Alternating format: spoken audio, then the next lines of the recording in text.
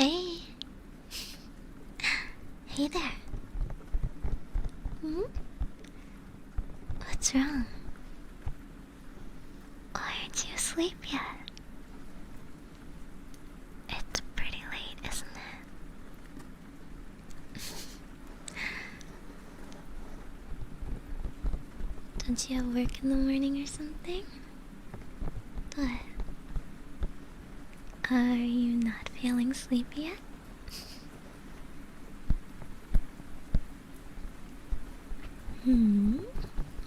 The rain outside.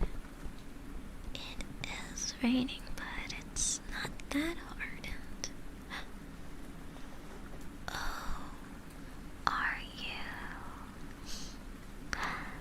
you perhaps scared of thunder? It's okay. It does get pretty startling if it gets loud. The weather report didn't say that there would be any thunder, but don't worry. I'll stay by your side. At least until you fall asleep. And keep you safe and sound. Oh, you know what I can do?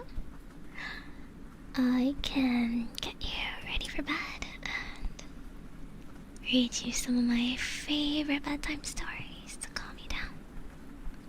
What do you think? It's okay if they're a little boring, but actually,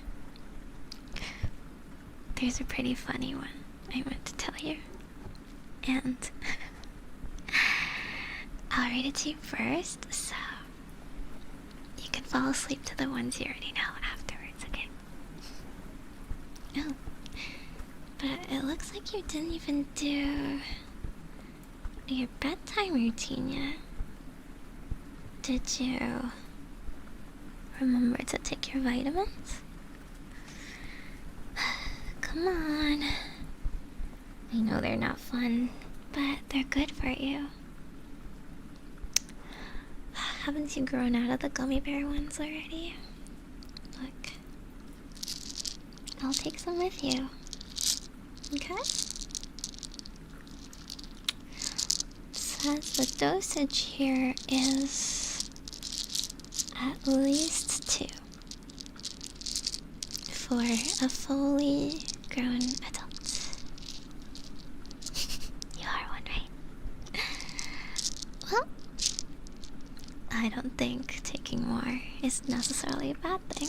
So, open up.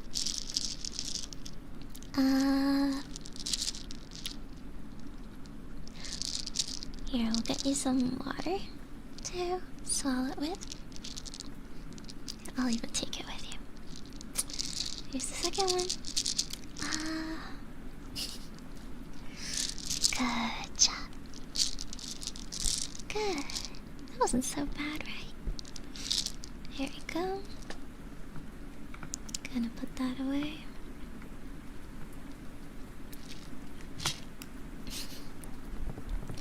Maybe we'll get you the gummy ones next time. I do like eating them. But if it tastes too good, I have an opposite problem where I just want to eat it as a snack. I mean, if they're vitamins, they can't be bad for you, right? But I don't think eating a pack of them like I eat Haribos is quite what the doctor recommended. So, at least the pills stop me from, getting over my daily sugar recommendation. Anyway, have you been doing any skincare recently? Yeah, like taking care of yourself, your face. You do some skincare, right? Okay, lotion is a start, but you know what? Why don't I pamper you to a full course today? Sure. I mean, do it all the time, especially on weekends when I have some more free time. I've got a new mask that is so divine for your skin, and you do look a little, yeah, your skin's looking a little parched and just a bit patchy, so we're gonna go with the quality goods today. How about that? Yeah, it'll be like a luxury spa right in bed. Okay? Here, why don't you sit back and lean against these pillows right there, and just let me take care of you. Okay? Now close your eyes. Close your eyes. We don't want to get anything in those eyes.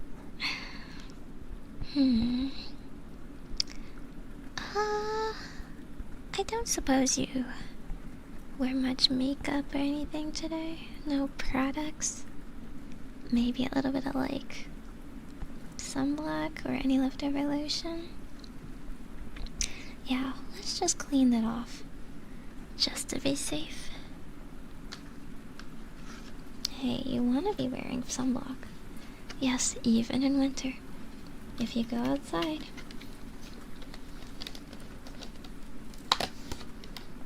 It's to prevent skin cancer, you know.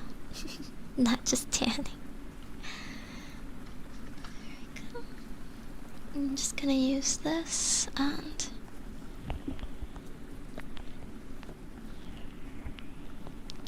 peel away any dirts and oils from the day.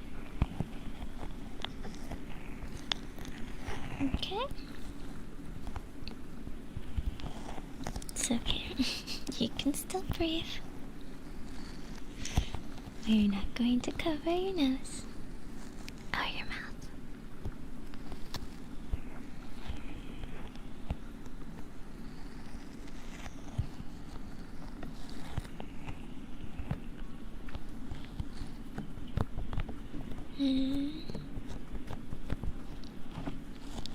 This part looks a little red. Did you bump your chin? Or maybe you scratched it a little bit? Yeah, it's okay. Sometimes we get some flare-ups. It's perfectly normal. Especially when you're like just a little too stressed, or you sweat a little too much. It gets in your pores.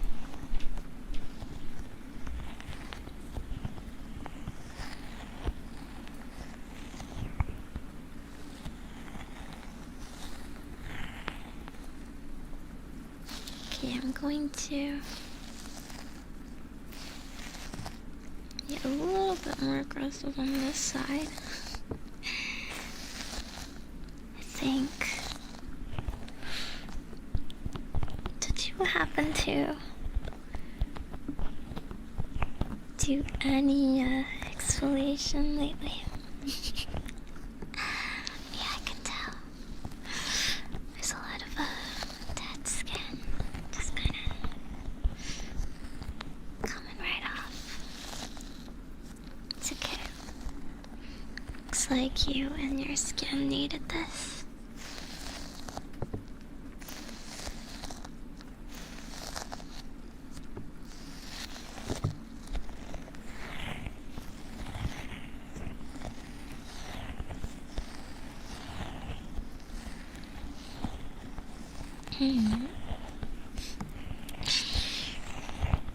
Maybe I'll leave some of my products here with you.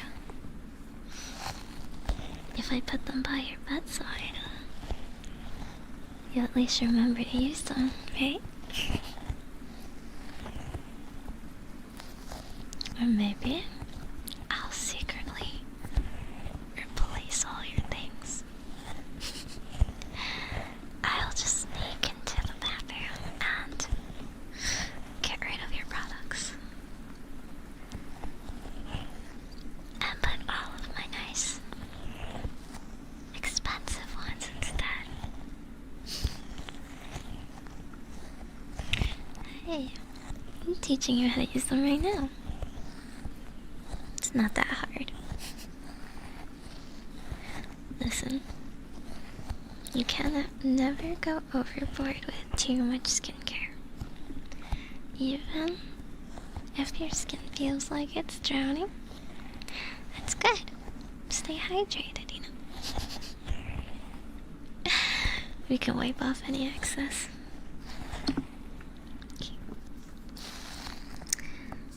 Looks much better, so we're gonna go ahead and wash your face now. But I'm gonna need you to hold your breath for just a couple seconds. Is that okay? I'll let you know, okay?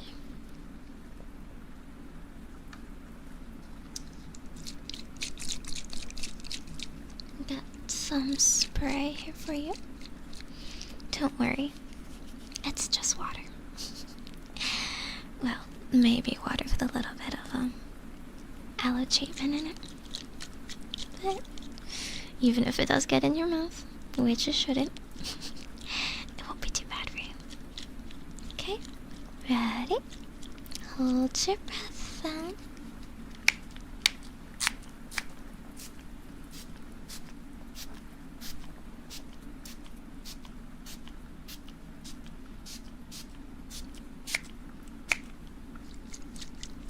There we go. There's not that much left of it, actually. It feels really nice and gentle. It's just a little bit of a mist. Okay? You can breathe again. Not that bad, right? Alrighty. And I'm going to... gonna break out my foam cleanser for you and apply that on. Don't worry, we're gonna avoid your nose and mouth and eyes, so you can continue breathing as normal now.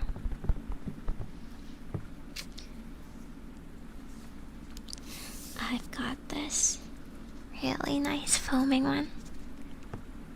Honestly, foaming ones aren't that good for all skin types, and my skin tends to go a little bit dry, so I'm kind of sad I got it, but I don't actually get to use it that much, so I'm kind of excited. You can have the rest of it, actually. Seems like you need it more than I do. It's good for, like, combination and oily skins. Just because the foam ends up, like, really stripping your skin, and if you're not careful, it overstrips it, taking away the good oils too. But don't worry, we have a lot of lotions here today to help fix that.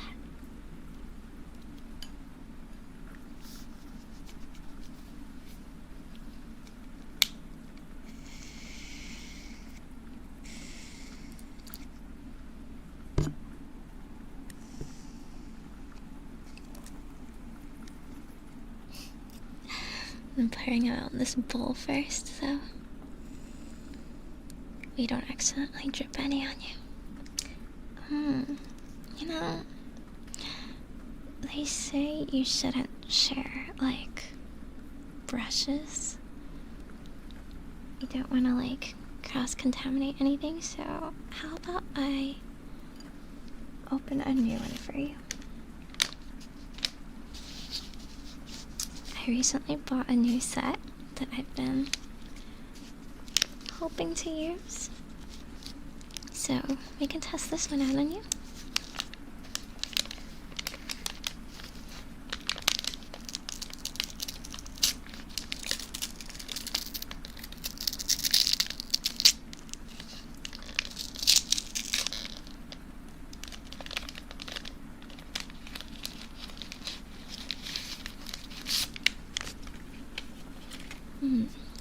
This one caught my eye because it looked super, super fluffy. It's just a face brush. I mean, my hands are clean, but this does help us get a little bit of a more even, gentle lather. So, gonna be lathering this up for you and applying it on your face.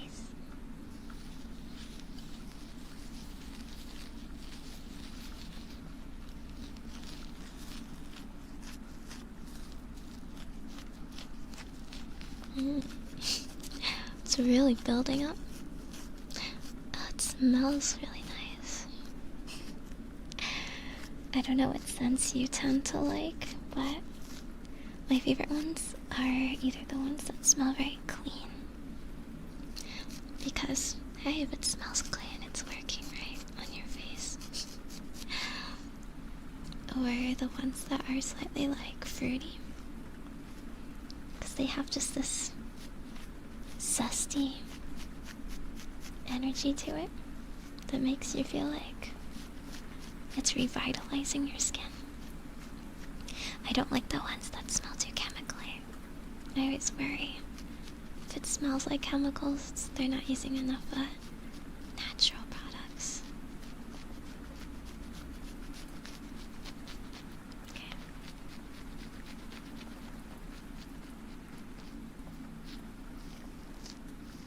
Okay, let me apply it to you gently. Just stay still.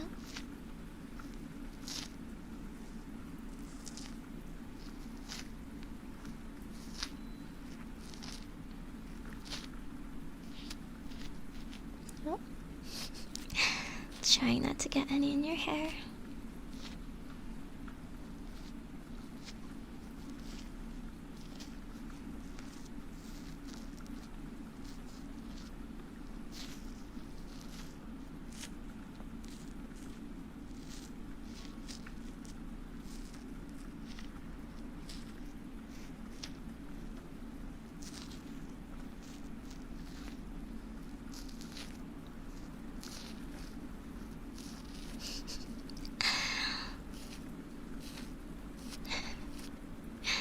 Kind of look like a bubble beard right now. Oh, or maybe Santa Claus with more foam than skin showing on your face.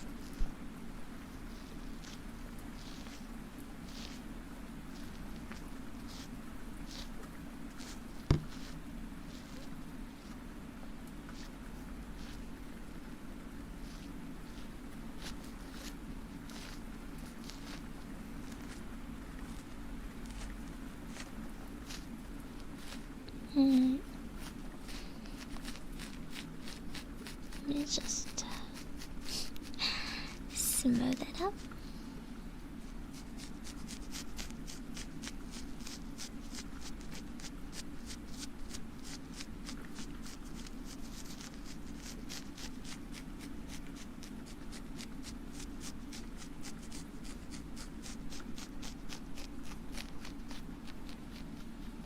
Okay. I think this is a good amount.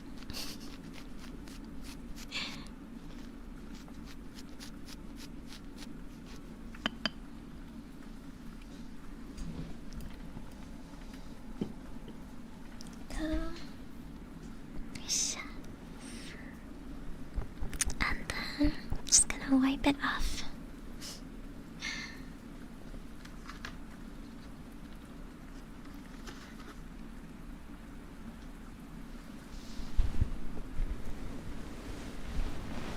Close your eyes.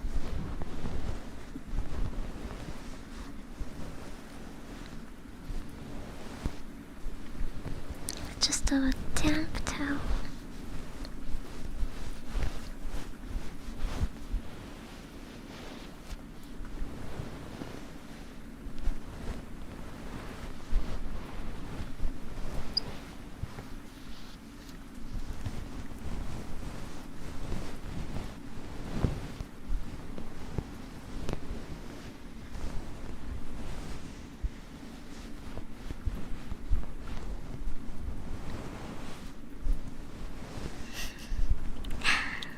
Maybe I should leave some on your nose. Kind of makes you look like a white Rudolph here. I mean, you also look like you fell face first into a snowbank. That's okay.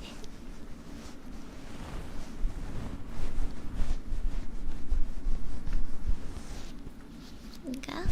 That's it. No spillage. Nothing's getting on the sheets or anything. That's the good thing about foam versus just like using something more watery. Just hold its shape.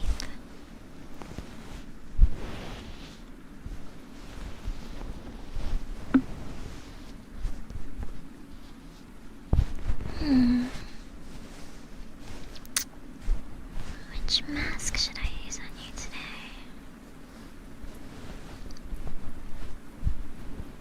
Now that I'm getting a good look at your skin after it's all clean. Do you mind if I just touch a little bit more closely with my own fingers?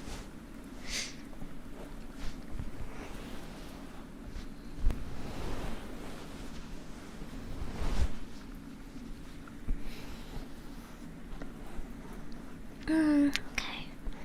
So there are a couple of drier patches than I thought. That's actually what happens a lot often when your skin is too dry. Your body tries to overcompensate and overproduces oil because the healthy amount of oil protects your skin. And the more you keep just like wiping it off without replenishing it, the more you're teaching your body just to always be oily to make up for that. So, before your body gets a chance, let's use this aloe gel mask I have here.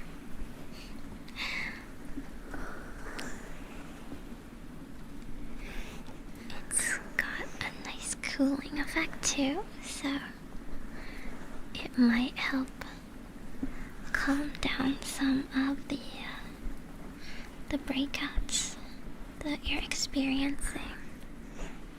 Yeah, any of this irritation or redness. It's best to not touch it too much, but rather just treat it. And just spot treat it afterwards with some tea tree oil, actually. Tea tree oil has antibacterial properties, so works like a charm. Just dot some on. The next day, it's already looking much better. Never poke it, okay? And never try and do any extractions yourself. You never know, you could be doing more permanent damage than you think. Even though other people get influence from YouTube video tutorials, better let, an expert handle it. Okay.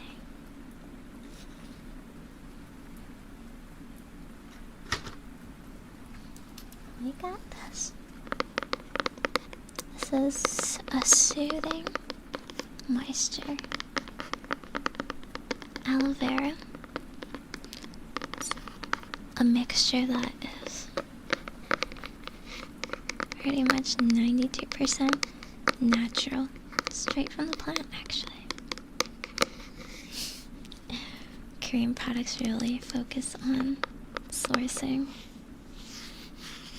as much fresh from the plant as possible, and they grow it themselves.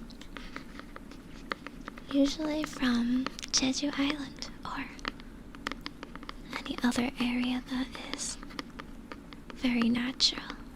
So it's far away from the pollutants of just like civilization or the smog of busy cities.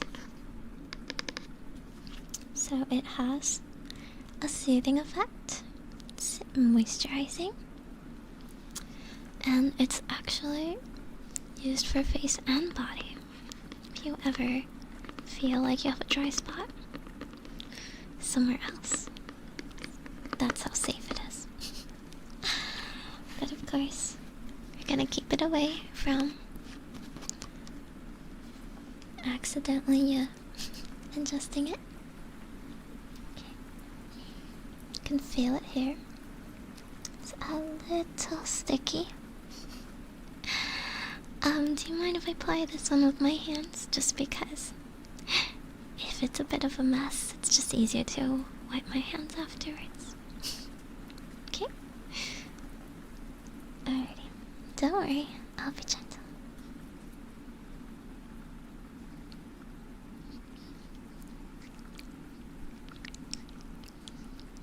Just going to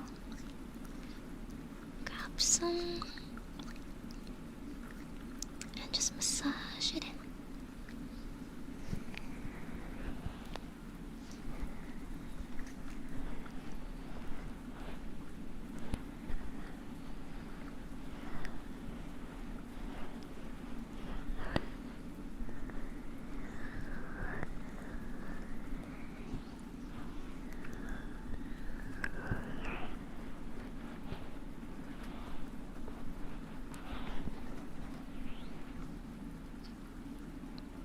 This one's a little bit more watery than the foam, so I have to kind of act quick.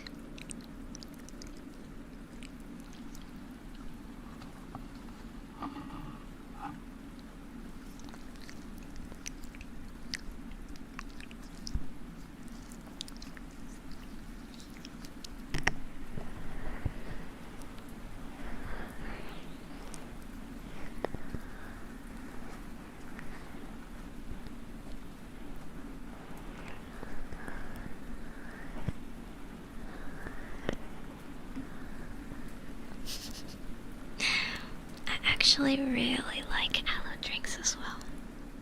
I mean, if it's good for your body, it's good both inside and out, right? Although, I'm gonna be honest, I think the aloe drinks are probably at least 70% sugar, but hey, aren't the tastiest juices kind of like that?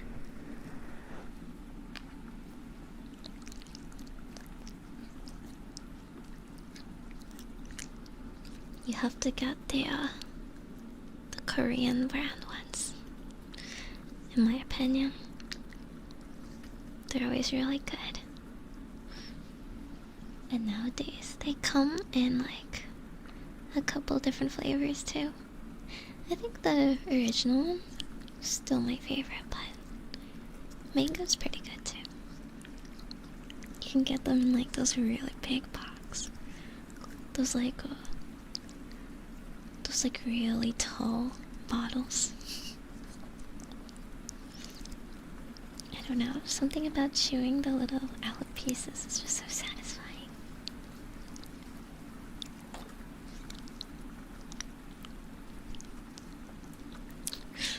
And I kind of just like drinking from really tall, like, bottles. I don't really like drinking plain water, so I know that's like 90% of good skincare. They tell you just drink more water, but I can't. So I just drink something with high water content. It's the same thing. Just haven't overdosed on sugar yet.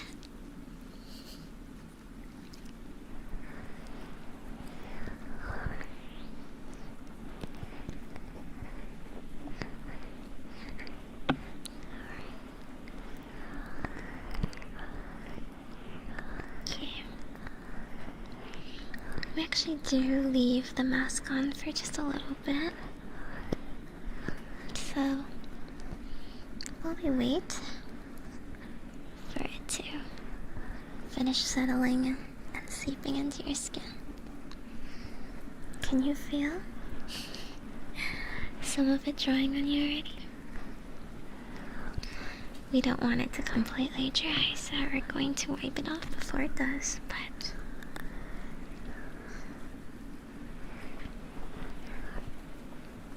the best skincare products are the ones that gently sink under your skin and into your skin. A lot of lotions are too heavy. There's a lot of products that just sit on your skin and it feels like it's really thick, but in reality, your pores aren't taking any of the beneficial products. So it's only a temporary measure. So you don't want to get the cheap lotions. And that's also why you don't want to get something like body lotion or hand lotion for your face. Your face is a very delicate and sensitive area. You can tell by how easily it reacts just day to day from stress, right? And whenever we apply things or we massage your face, we always want to roll in an upwards direction like this. It's important to massage the face shape so it doesn't get wrinkly or saggy. It kind of sucks because the more you smile, the more you get like smile lines, right? And we know that we don't want to frown too much for frown lines, but smiling. That's why it's extra important to take care and apply preventative treatment. Don't let the wrinkles have time to set.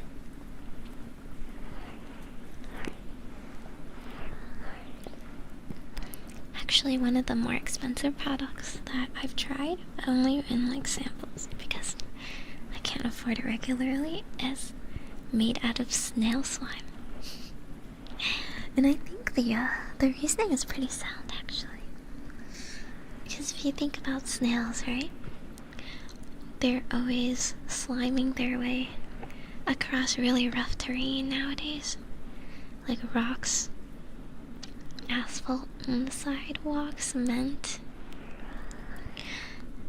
And all those abrasions get healed really quickly. So what scientists have done is they take that slime, those properties, and they apply it to your skin so that your skin gets some of those beneficial healing properties as well. It's perfectly clean and, sanitized by that point. And of course it's mixed with other chemicals that a human face needs, but it's actually really expensive. It's at a premium because they're snails, right? It's not like we can necessarily reproduce it on a large scale in a lab. So you'll find cheaper things or things that are infused with stuff that humans are already growing. For example, green tea. Green tea is a pretty common one. I mean, tea has a lot of just like antioxidants. They say caffeine is actually also pretty good at rejuvenating your skin. So it's multi-beneficial, but it's pretty easy to acquire because it doesn't need to be super high-grade green tea for drinking, right? There's also, I really like the sakura ones. the cherry blossom ones. A lot of the floral ones. They just like imbue this nice, refreshing essence. They keep it like very light, but I don't know if it has like, not every flower has medicinal properties. For example, like chamomile. Chamomile is good for relaxing and soothing you, right? It's not necessarily beneficial for your skin, but having that scent just does it just like soothes you in general with the scent. Whereas some of the masks, so this is just like a hydrating mask, right? But if you want one of those pore masks for those days you have like a lot of blackheads and you really want to like just like have something that dries so you can peel it straight off. Those exfoliating ones. One of the popular ones is actually mud, right? They have a very clean mud that they produce with like earth that just is able to sink in just a little bit to grab hold of the blackheads and the filaments, right? Just the little oils in your pores, and then like once it dries, pull it out. Or if you go a step further, the ones made out of volcanic ash.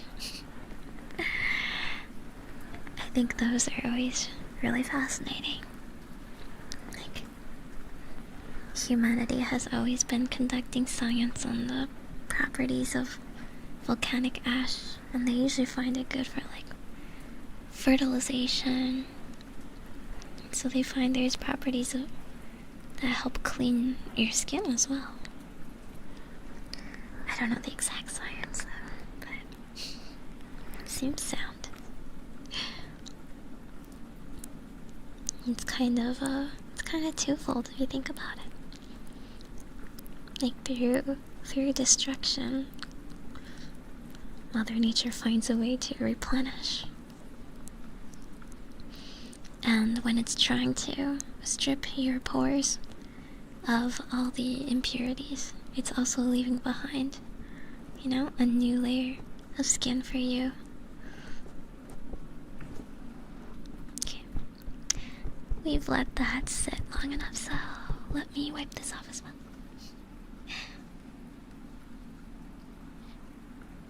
Yeah.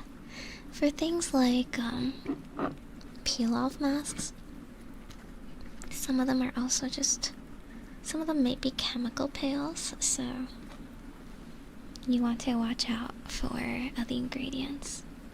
Sometimes they might be a bit too harsh. And just for exfoliation in general, I always recommend, you know, maximum 2 times a week, but once a week.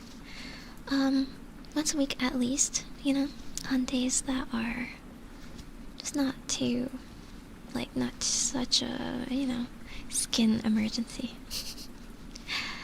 But if it's especially dry, especially in the winter, then 2 times a week is fine. Just clear it off, yep.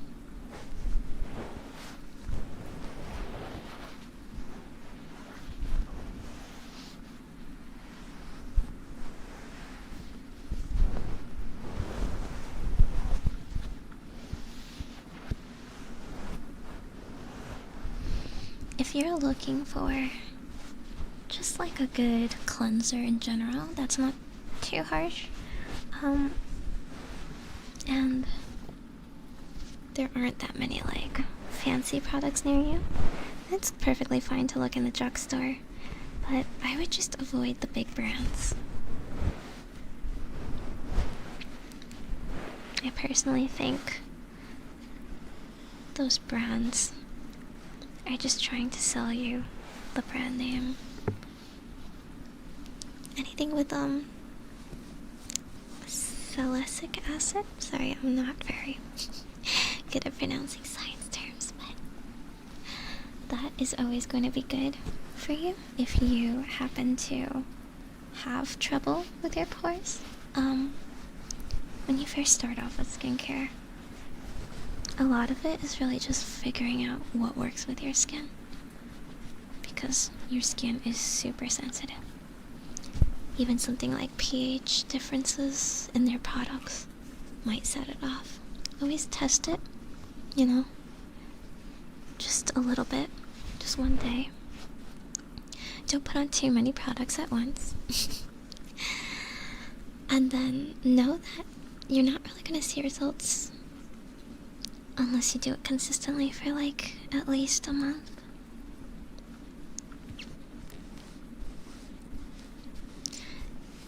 It's hard to tell what part of it works, but after your skin gets used to the routine, it's much better. And then you start to notice if anything happens, like what might be the case, right? Or what you might need. And then you can try and introduce new products for your new needs. For example, somebody that has never done skincare, they could have a constant amount of issues with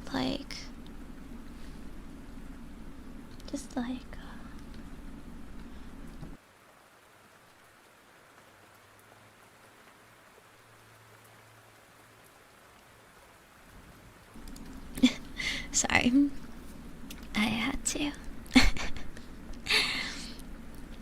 I had a little bit of something in my throat, but as I was saying, you might have constant breakouts, and once you get that under control, you might end up finding more of the underlying issues and be better able to target those areas and treat it. And you might be able to recognize the pattern behind it and find out what is more effective. Maybe once you put a regular routine of just washing your face and putting on lotions, you don't actually have as many breakouts anymore. And actually, you should be targeting the dry zones a little bit better. It's always unpredictable because hormones actually play a huge part in it. Alrighty. I believe you are mask free now. I'm feeling much more hydrated, but of course we gotta top that off with some lotion.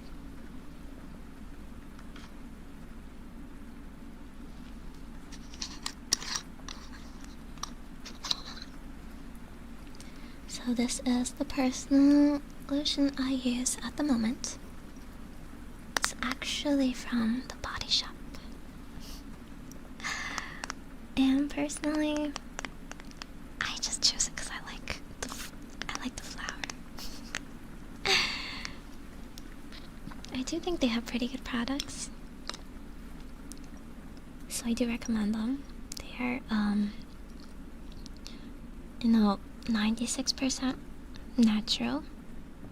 They come in recyclable packaging, not tested on animals, and they're especially good for sensitive skins. So it's always good to start with something safer before we put anything heavy. It has a very, very light scent. The scent I picked because it's Edelweiss. Isn't that such a rare flower to use? I only know that flower because of the Sound of Music. So I was really curious about what it would smell like, or if it had any beneficial properties.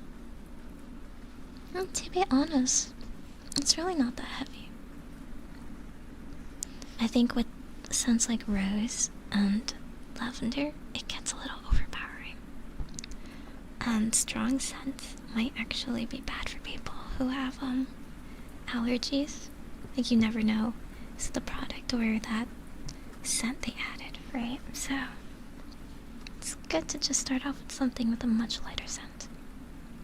So I'm gonna dab some on you and then massage it in as well.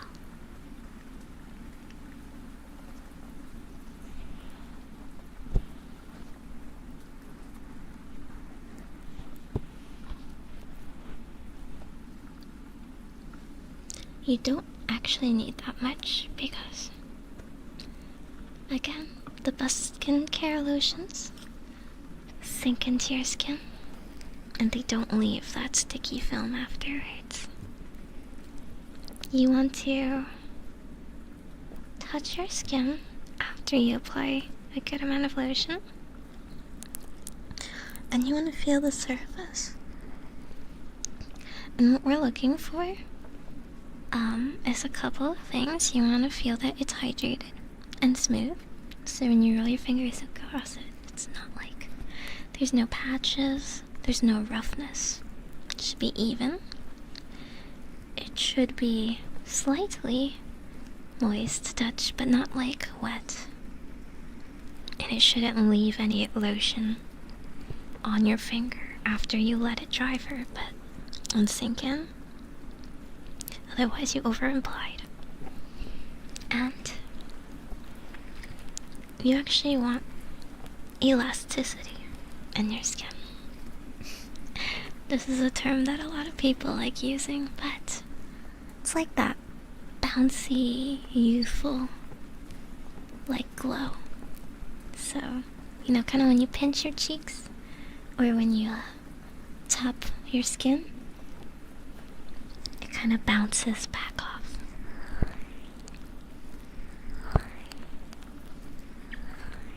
You don't want it to, like with aging, see it sag. You don't want your skin to break if you pull too hard or have like any redness or marks. It should just return to its natural form.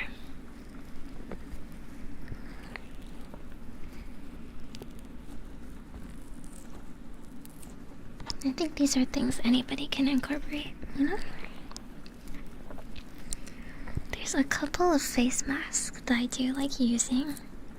Just like either you don't have that much time to do like a fancy, 20-minute sit-down routine.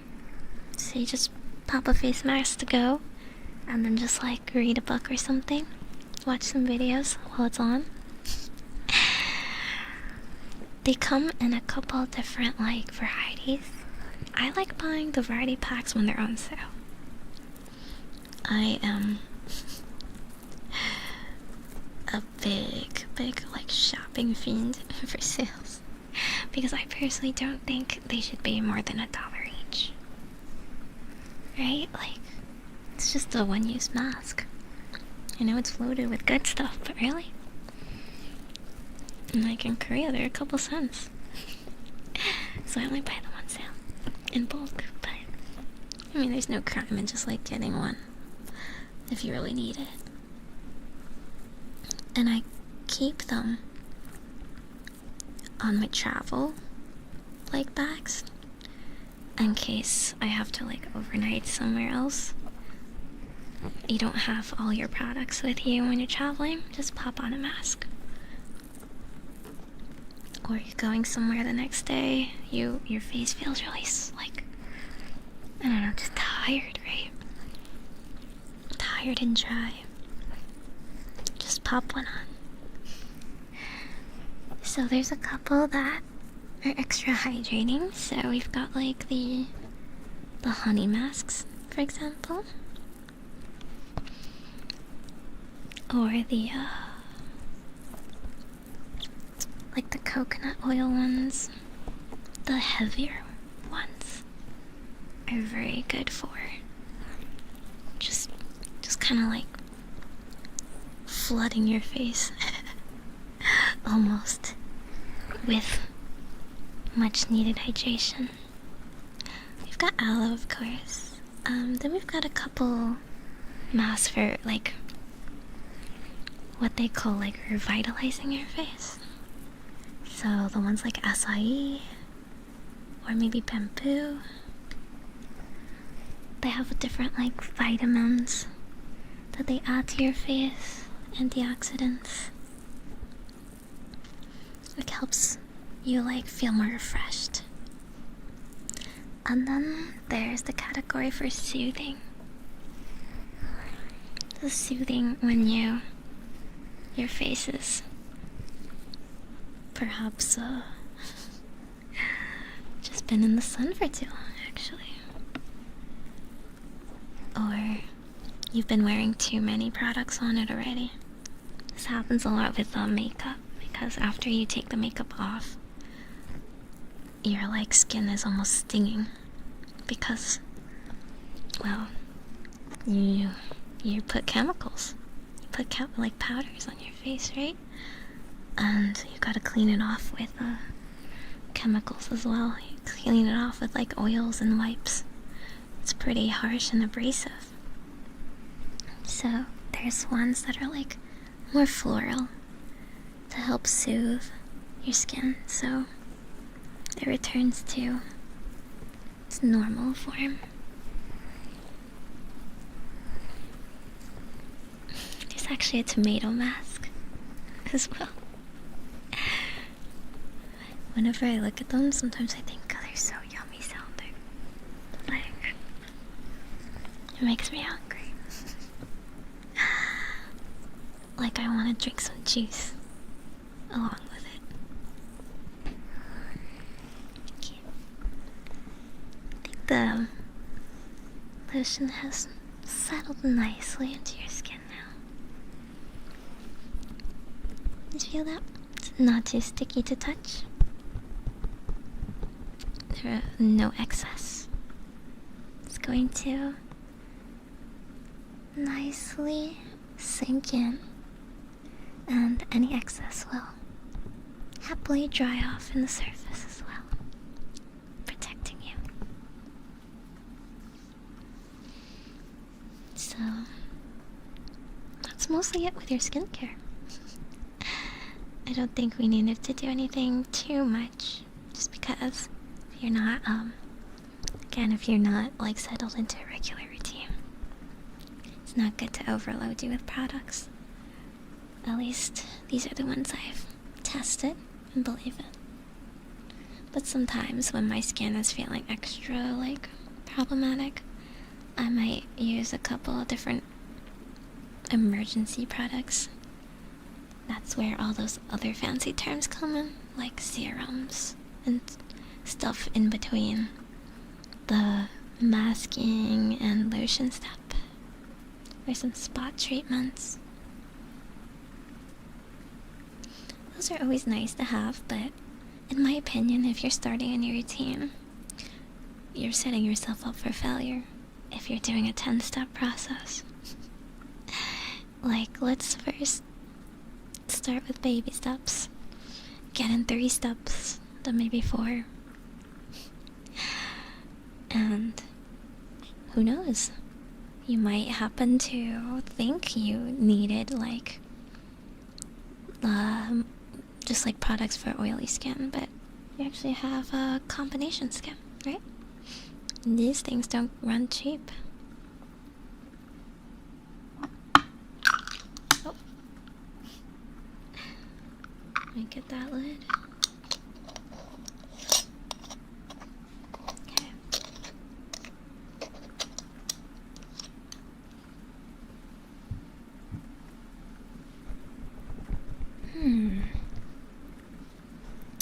Have you ever gotten a scalp massage before? They're pretty wonderful for stress. I think a lot of people neglect their scalp and their hair. They just think their head is for hair, and that's it. But there's actually a ton of pressure points and nerve endings scattered all across your skull. So, people are surprised to find how relaxing a massage up there really is. Now, I only have this scalp massager, so it's not like a targeted acupressure session or anything. But I can at least run it through your head a little bit for stress relief.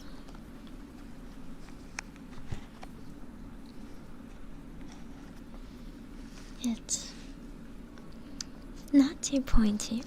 It's made out of plastic. It's a pretty springy material, actually.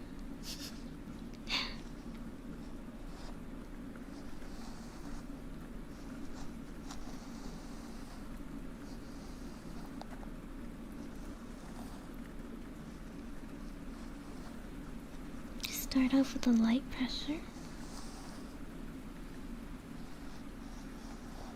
You feel that?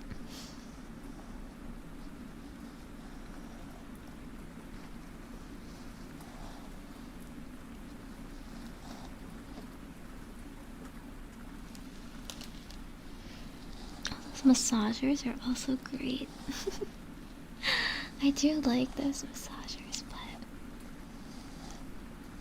they're not really good for applying actual pressure directly to the scalp like a massager does. With this one, once you get used to it, you can just self-apply. And actually, these are also pretty popular to apply shampoo with. What a lot of people will do is simply use these as sort of a scrub. Because oftentimes we don't get a good deep enough clean on the surface of our scalp. Like you might just give it a scratching, but you don't help really like evenly clear away the dead skin that gets stuck there throughout the day.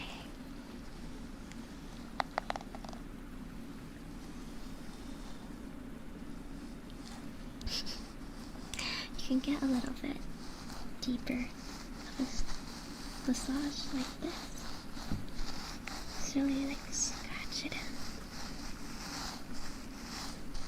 It does mess up your hair, though. It's okay, we can comb it afterwards, no worries.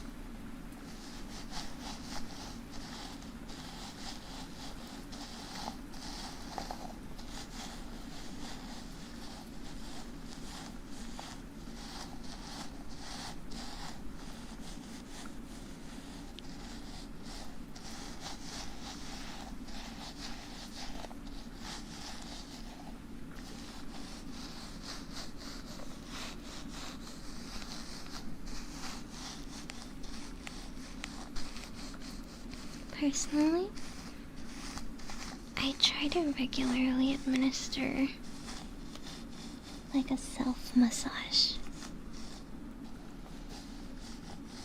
And if you take your fingers and try and locate that one point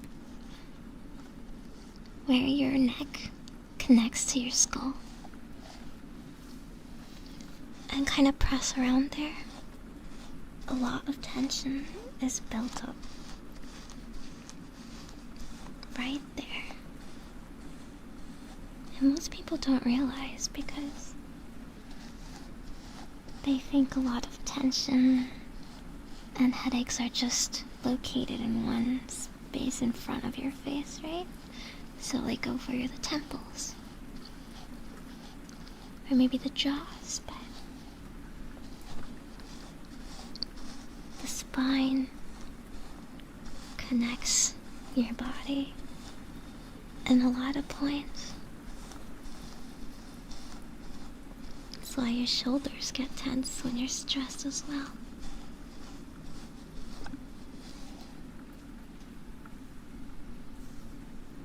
makeup. Yeah, if your scalp does get a bit itchy, I do recommend paying extra attention just to the surface skin that's getting just getting like scratched off, and giving it a very deep clean. Don't overwash your hair though. It's always a common issue. I would say even once a day is a little too much for most hairs. But it takes time to train your hair, just like your skin. So it's going to be pretty oily at first if you don't wash it, but the longer you go between washes, the more your body settles on an optimal amount of oil so that your scalp also doesn't overproduce.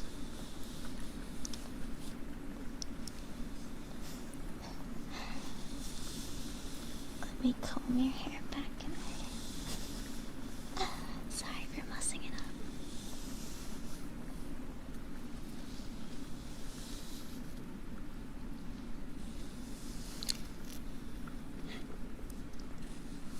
It's actually pretty important to comb your hair only if you have a certain hair type. Obviously not with curlier types, but the longer your hair is, the more you need to distribute the oils from the scalp to the ends.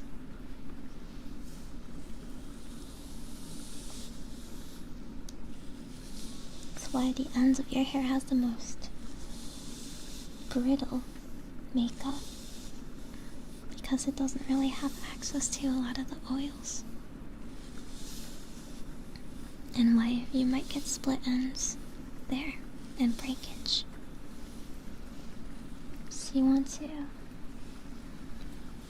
make sure you're always cutting away the split ends as soon as they form, before letting it break the rest of your hair like that.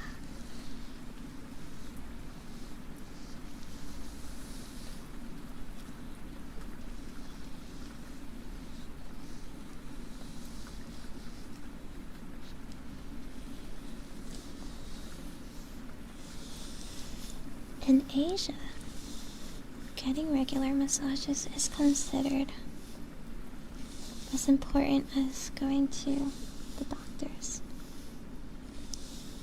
because your body isn't meant to be put through a lot of the rigors of modern life. Think about athletes, right? Massage therapy is just a mandatory part of their recovery routine.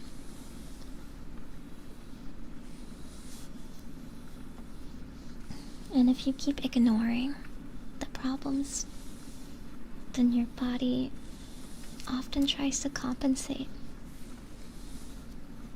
either by developing strategies around the pain centers, or having certain nerves do multifunctions.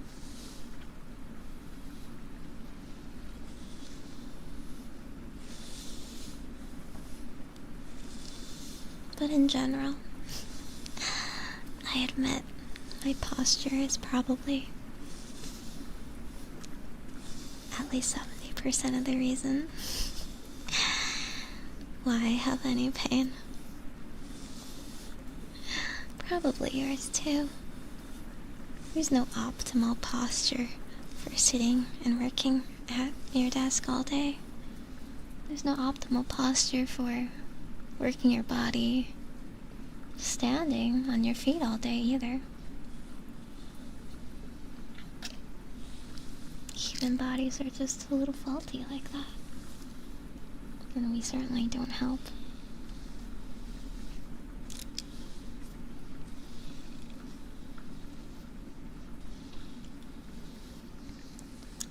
do think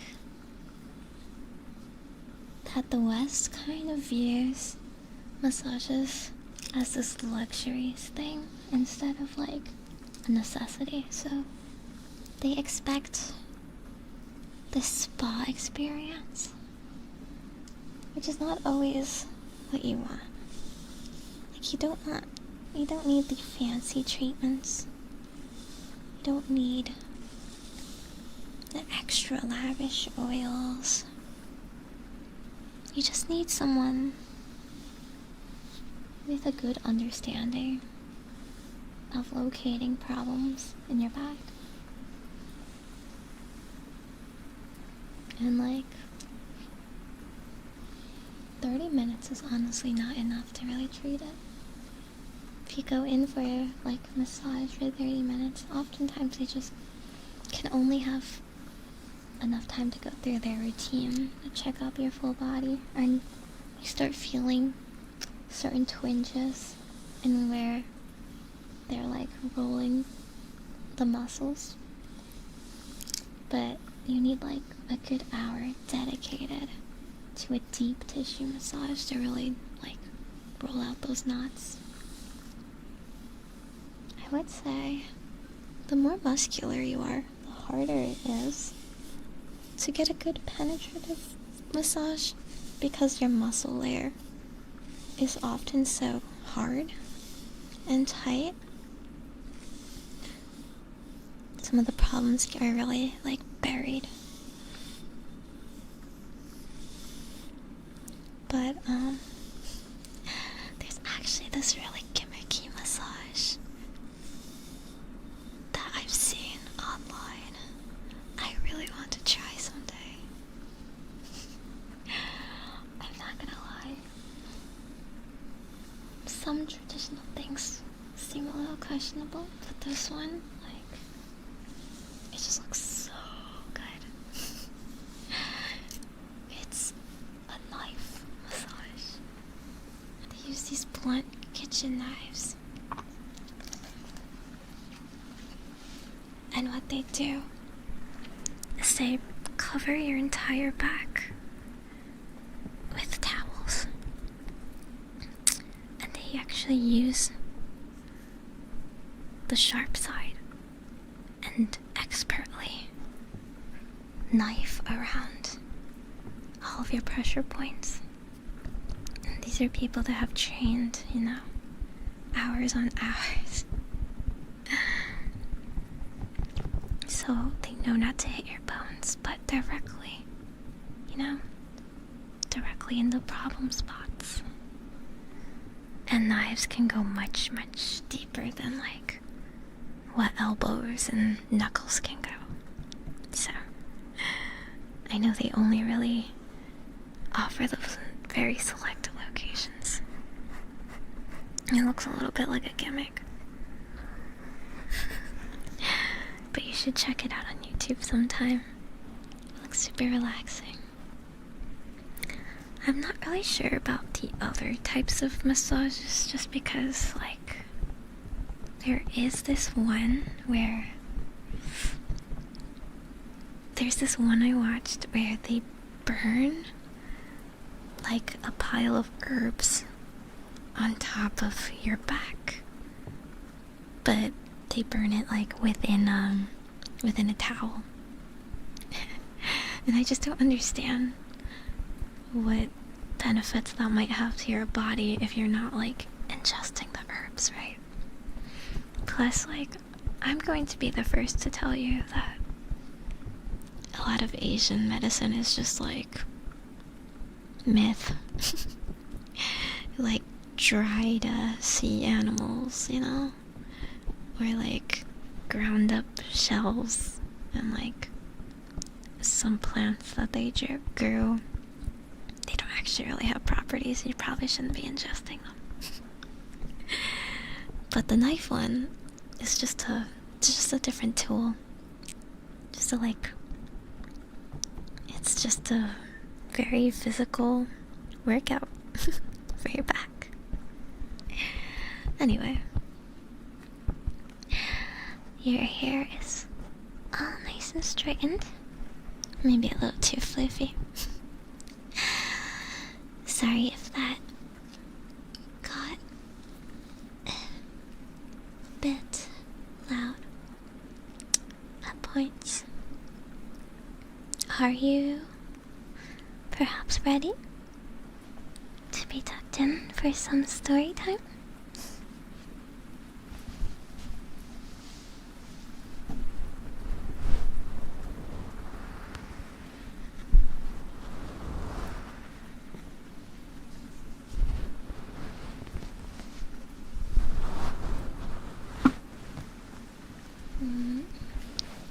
Just make sure there's no excess lotion on you.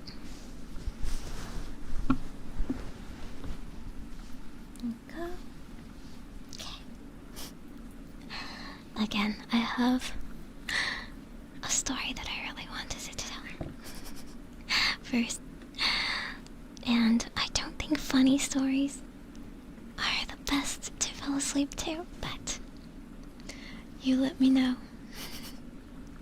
You let me know if you like it or not. We can do some simple ones after.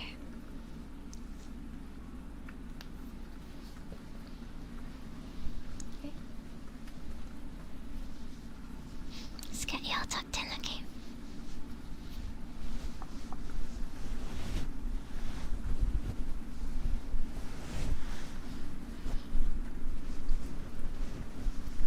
Is it toasty?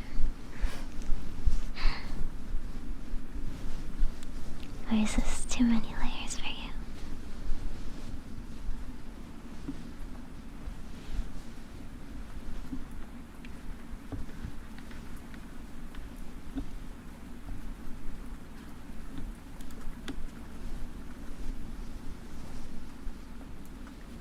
Okay, there. Nice and tucked in, but feel free to move and get more comfortable at any time, okay? I'm the kind of person that wants to bury myself with as many soft and plush things as possible. I like having lots of pillows, but at the end of the night, they all end up on the floor. This is why I can't sleep with any plushies, I'm not gonna lie. If I wake up and I see them, I just feel like I've betrayed them.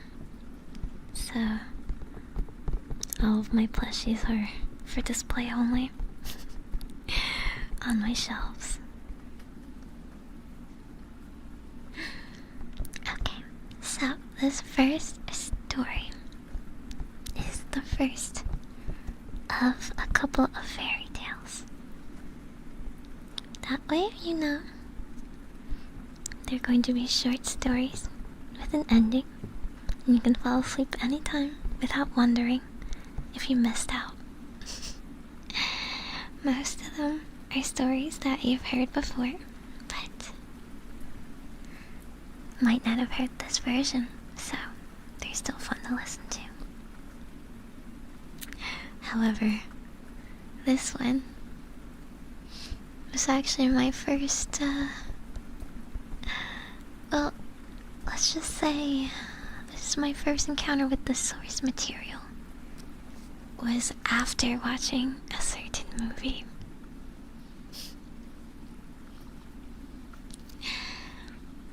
And it's gonna be pretty apparent by the title. It's called Puss in Boots. Puss in Boots, my favorite.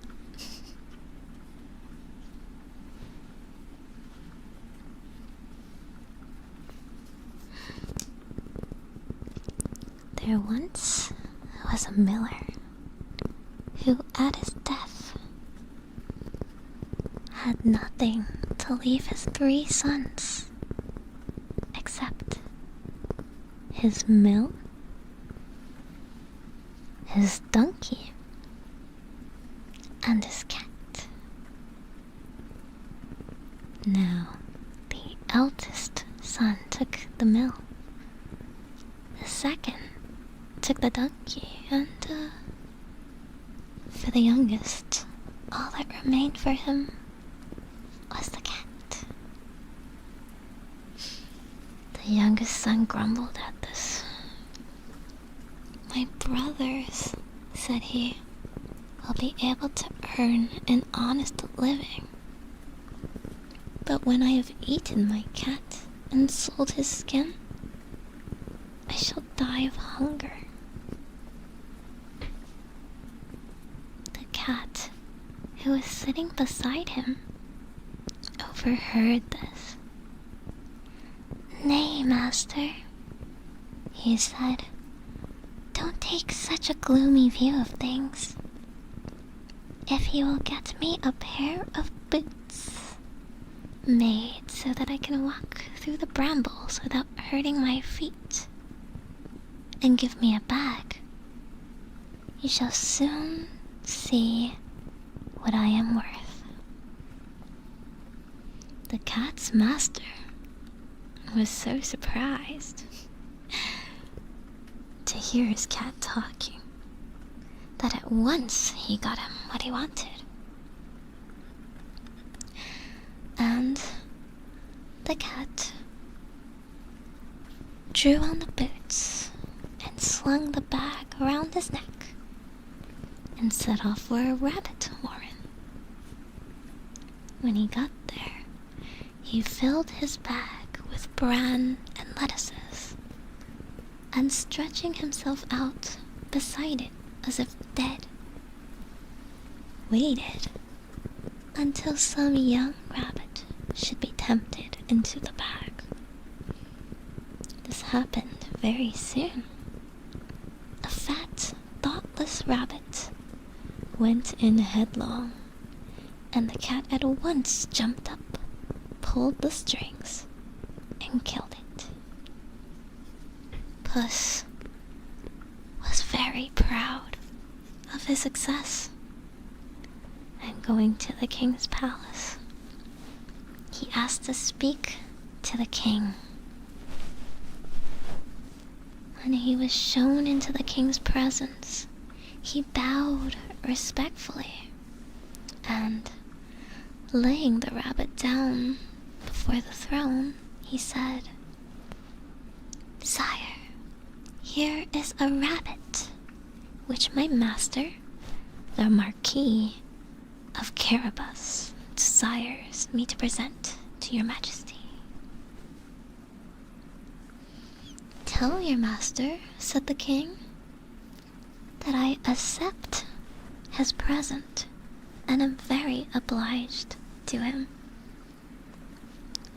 A few days later, the cat went and hid himself in a cornfield and laid his back open as before. This time 2 splendid partridges were lured into the trap, and these also he took to the palace and presented to the king from the Marquis of Carabas. The king was very pleased with this gift and ordered the messenger of the Marquis of Carabas to be handsomely rewarded. For 2 or 3 months, the cat went on this way, carrying game every day to the palace, and saying it was sent by the Marquis of Carabas. At last, the cat happened to hear that the king was going to take a drive by the banks of the river with his daughter, the most beautiful princess in the world. He at once went to his master. "Master," said he, "if you follow my advice, your fortune will be made. Go and bathe in the river at a place I shall show you, and I will do the rest." "Very well," said the miller's son, and he did as the cat told him. When he was in the water, The cat took away his clothes and hid them, and then ran to the road just as the king's coach went by, calling as loudly as he could. "Help! Help! The Marquis of Carabas will be drowned." The king looked out of the carriage window, and when he saw the cat who had brought him so many fine rabbits and partridges, he ordered his bodyguards to fly at once to the rescue of the Marquis of Carabas. Then the cat came up to the carriage and told the king that while his master was bathing, some robbers had stolen all his clothes. The king immediately ordered one of his most magnificent suits of clothes to be taken to the Marquis. So when the miller's son appeared before the monarch and his daughter, he looked so handsome and was so splendidly attired that the princess fell in love with him on the spot. The king was so struck with his appearance that he insisted upon his getting into the carriage to take a drive with them. The cat, delighted with the way his plans were turning out, ran on before. He reached a meadow where some peasants were making hay. "Good people," said he, "if you do not tell the king when he comes this way that the meadow you are mowing belongs to the Marquis of Carabas, you shall all be chopped up into little pieces." When the king came by, he stopped to ask the haymakers to whom the meadow belonged. "To the Marquis of Carabas, if it pleases your majesty," answered they, trembling, for the cat's threat had frightened them terribly. The cat, who continued to run before the carriage, now came to some reapers. "Good people," said he, "if you do not tell the king that all this corn belongs to the Marquis of Carabas, you shall all be chopped up into little pieces." The king again stopped to ask to whom the land belonged, and the reapers, obedient to the cat's command, answered, "To the Marquis of Carabas, please your majesty." And all the way the cat kept running on before the carriage, repeating the same instructions to all the laborers he came to, so that the king became very astonished at the vast possessions of the Marquis of Carabas.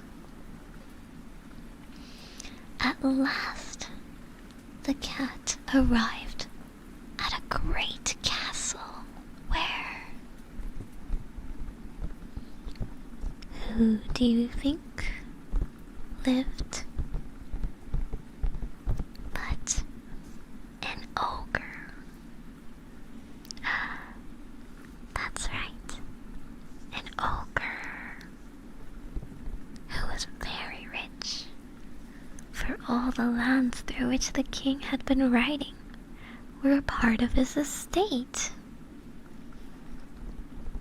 The cat knocked at the castle door and asked to see the ogre.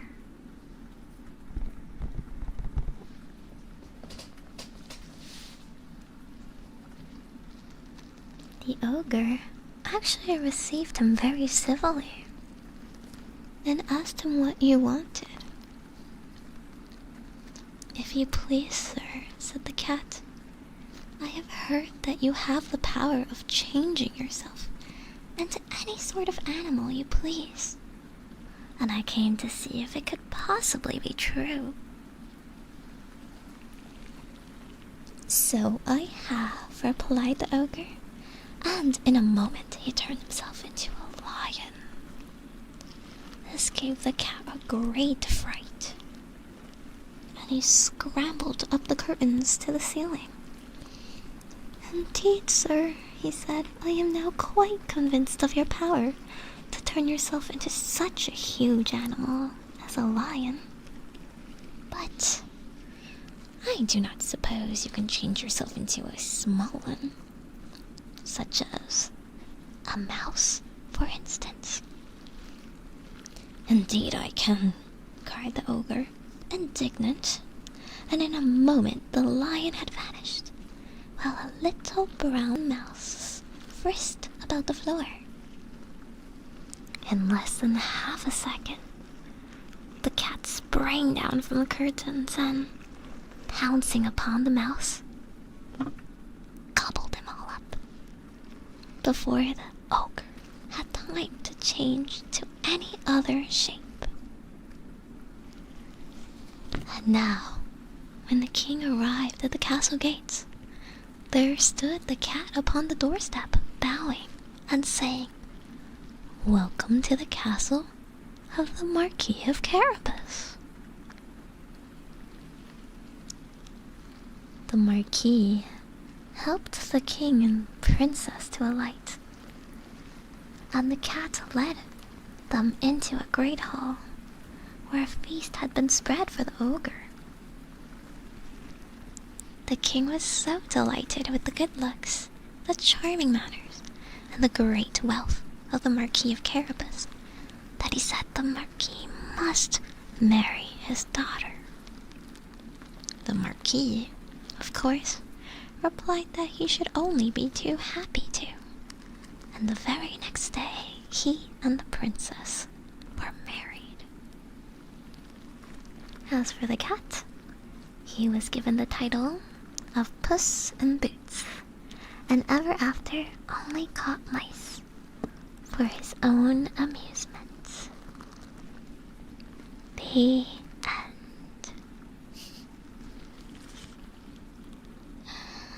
And that is the story of Puss and Boots, and how a simple miller, with the help of his most ingenious cat companion, tricked his way into being a marquis and a prince. So never eat cats, my friends. Do always take care and listen to what they have to say instead.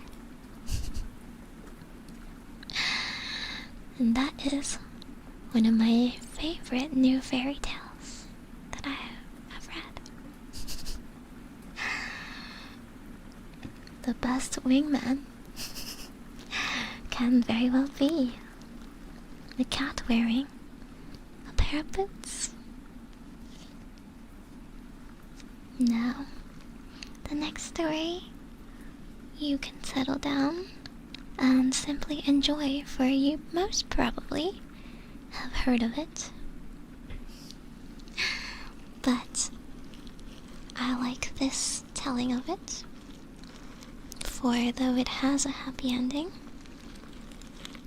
it does not shy away from the origins. It is the story of Snow White. Snow White and the Seven Dwarfs. Once upon a time, in the middle of winter, when the flakes of snow were falling like feathers from the clouds, a queen sat at her palace window, which had an ebony black frame, stitching her husband's shirts. While she was thus engaged and looking out at the snow, she pricked her finger, and 3 drops of blood fell upon the snow. Now the red looked so well upon the white that she thought to herself, "Oh, that I had a child as white as this snow, as red as this blood, as black as the wood of this frame.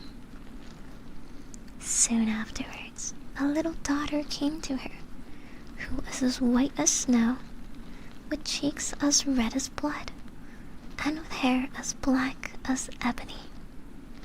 And from this she was named Snow White. And at the same time, her mother died.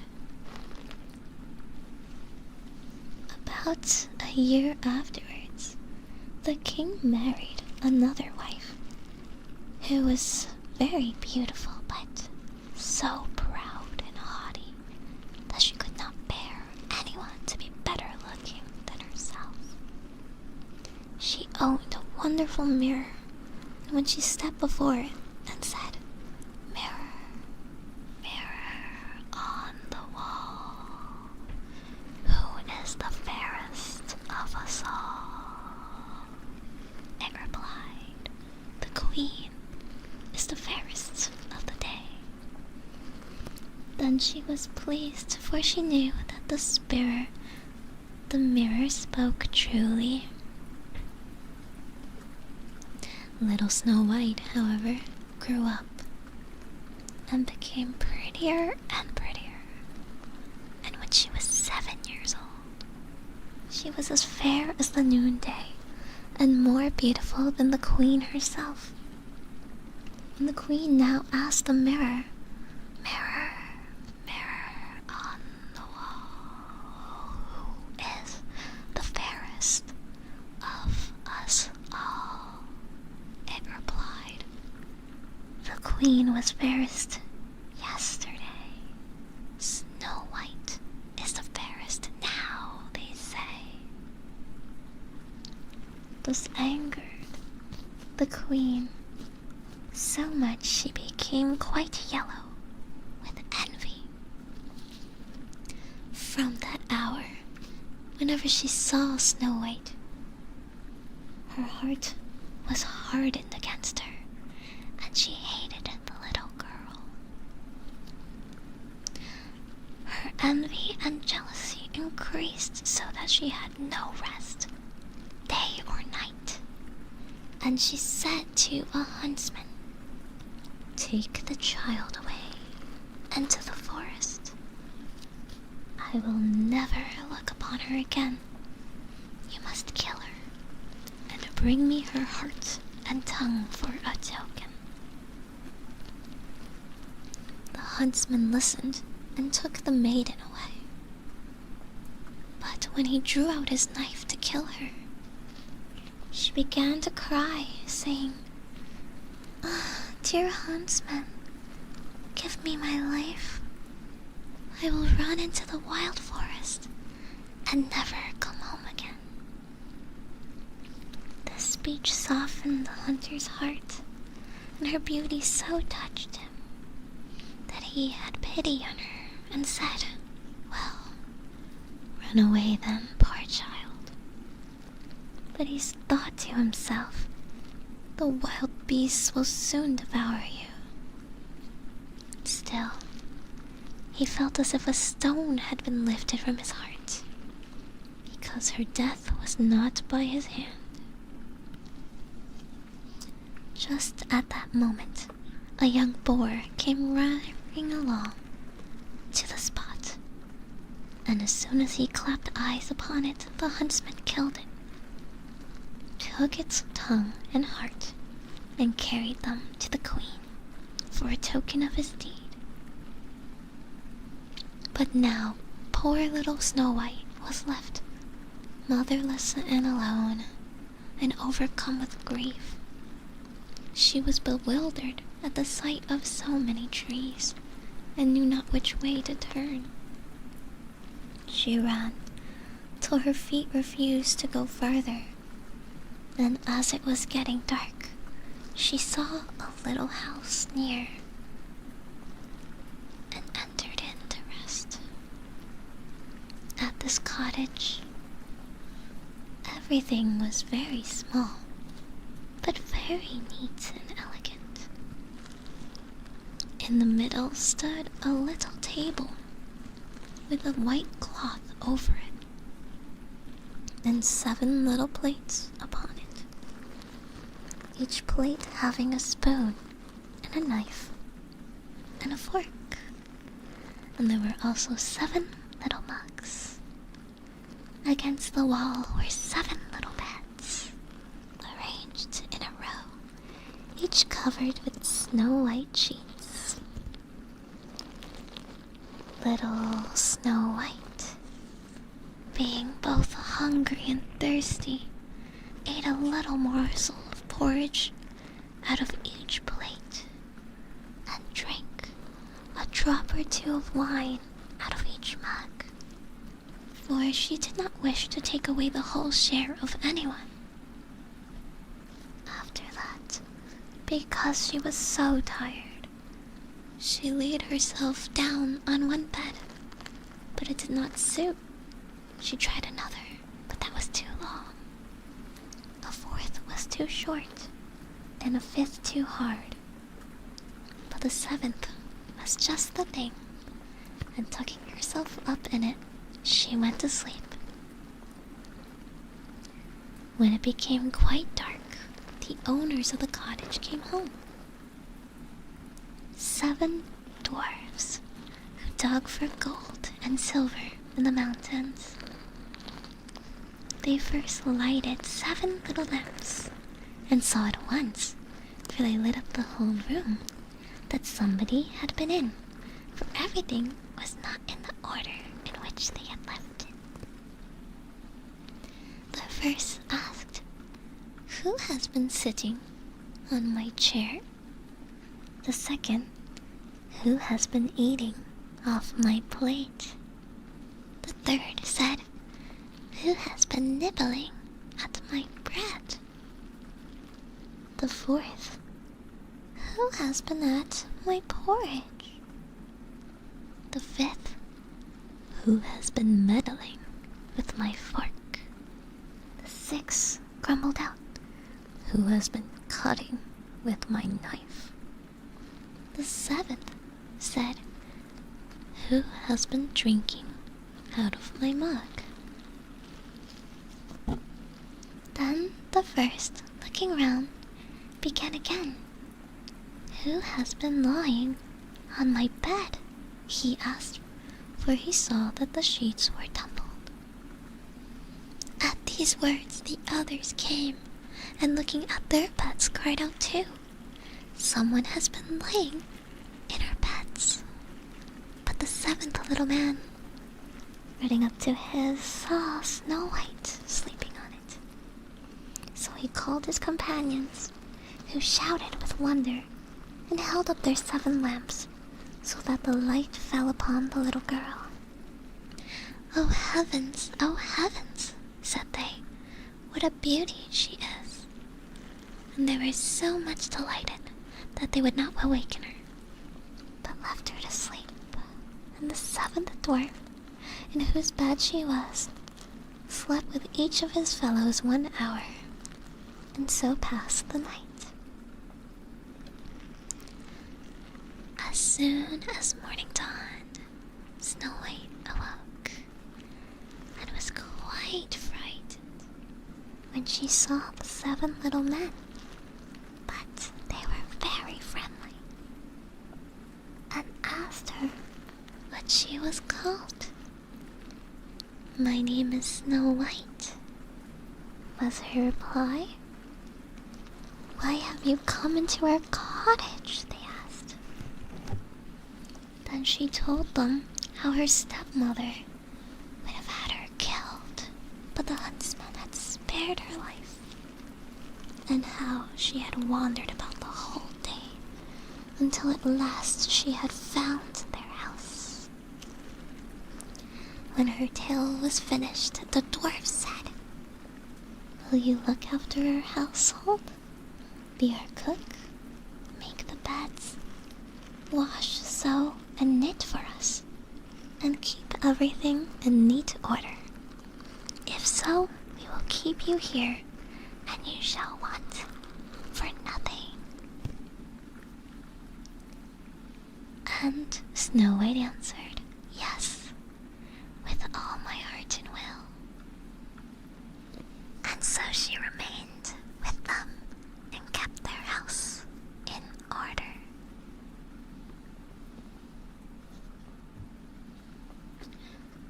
In the morning, the dwarves went into the mountains and searched for silver and gold. And in the evening, they came home and found their meals ready for them. During the day, the maiden was left alone, and therefore the good dwarves warned her and said, Be careful of your stepmother, who will soon know of your being here, so let nobody enter the cottage. The queen, meanwhile, supposing that she had eaten the heart and the tongue of her stepdaughter, believed that she was now above all the most beautiful woman in the world. One day she stepped before her mirror and said, Mirror, mirror on the wall, who is the fairest of us all? And it replied, The queen was fairest yesterday. Snow White is fairest now, they say.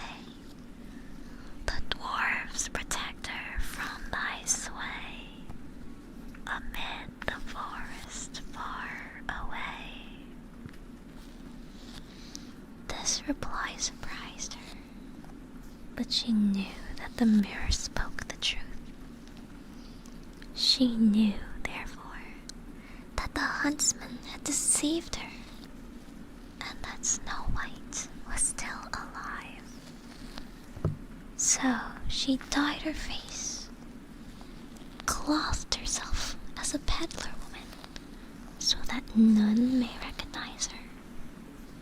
And in this disguise, she went over the 7 hills to the house of the 7 dwarves. She knocked at the door of the hut and called out, Fine goods for sale, beautiful, beautiful goods for sale. Snow White peeped out of the window and said, Good day, my good woman. What have you to sell? Fine goods, beautiful goods, she replied, stays of all colors, and she held up a pair, which were made of many-colored silks. I may let in this honest woman, thought Snow White, and she unbolted the door and bargained for 1 pair of the stays. You can't think, my dear, how they become you, exclaimed the old woman. Come, let me lace them up for you. Snow White suspected nothing, and let her do as she wished. But the old woman laced her up so quickly and so tightly that all her breath went, and she fell down like one dead. Now, thought the old woman to herself, hastening away, now am I once more the most beautiful of all. At eventide, not long after she had left, the 7 dwarfs came home and were much frightened at seeing their dear little maid lying on the ground, and neither moving nor breathing, as if she were dead. They raised her up, and when they saw that she was laced too tight, they cut the stays to pieces, and presently she began to breathe again, and little by little she revived. When the dwarfs now heard what had taken place, they said, The old peddler woodman was none other than your wicked stepmother, and let no one enter when they are not with you. Meanwhile, the queen had reached home, and going before her mirror, she repeated her usual words. Mirror, mirror on the wall, who is the fairest of us all? And it replied as before. The queen was fairest yesterday. Snow White is fairest now, they say.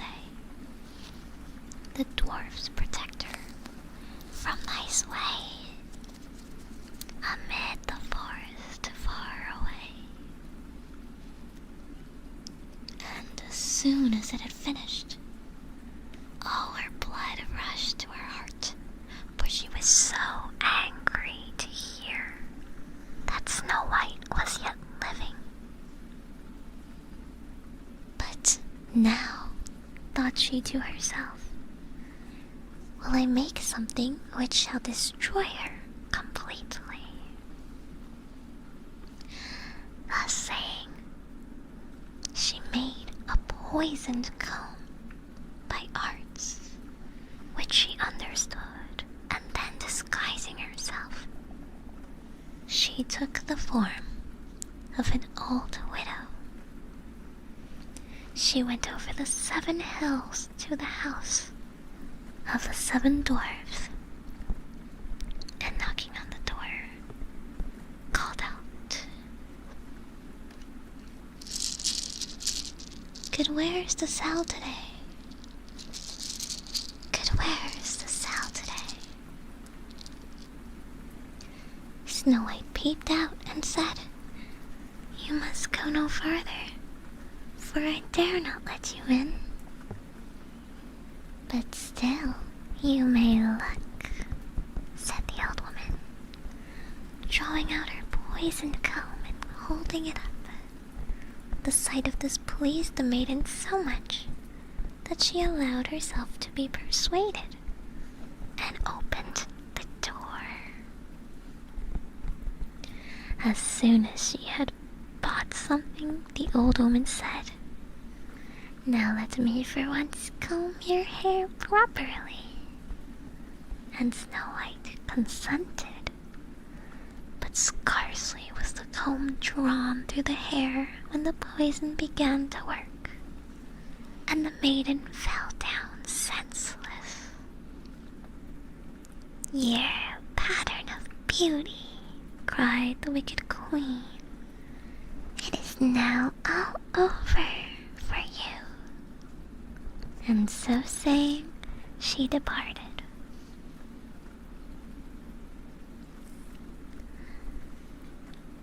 Fortunately, evening soon came, and the dwarfs returned. And soon as they saw Snow White lying like dead upon the ground, they suspected the queen, and discovering the poisoned comb, they immediately drew it out. Then the maiden very soon revived and told them all that had happened. So again they warned her against the wicked stepmother and bade her open the door to nobody. Meanwhile, the queen, on her arrival home, had again consulted her mirror and received the same answer as twice before.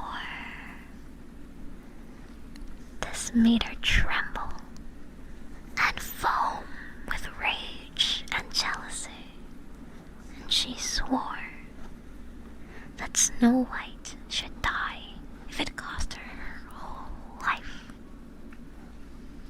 Thereupon she went into an inner secret chamber where no one could enter, and made an apple of the most deep and subtle poison.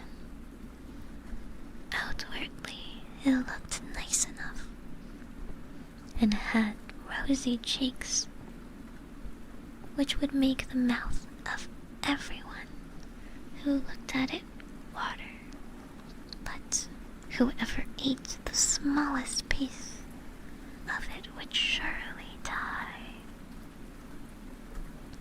As soon as the apple was ready, the queen again dyed her face and clothed herself like a peasant's wife, and then over the 7 mountains to the house of the 7 dwarves she made her way. She knocked at the door, and Snow White stretched out her little head and said, "I dare not let anyone enter. The 7 dwarves have forbidden me." "That is hard on me," said the old woman, "for I must take back my apples. But there is one which I will give you." "No," answered Snow White, "I know I dare not take it." "What? Are you afraid of it?" cried the old woman. "There, see. I will cut the apple in halves, and I will eat the core." The apple was so artfully made that the red cheeks alone were poisoned. Snow White very much wished for the beautiful apple, and when she saw the woman eating the core, she could no longer resist, but, stretching out her hand, took the poisoned part. Scarcely had she placed a piece in her mouth when she fell down dead upon the ground. Then the queen, looking at her with glittering eyes and laughing bitterly, exclaimed, "White as snow, red as blood, black as ebony. This time, the dwarves cannot reawaken you." When she reached home and consulted her mirror, "Mirror, mirror on the wall, who is the fairest of us all?" it answered. "The queen is the fairest of the day." Then her envious heart was at rest, as peacefully as an envious heart can rest. When the little dwarfs returned home, in the evening they found Snow White lying on the ground, and there appeared no life in her body.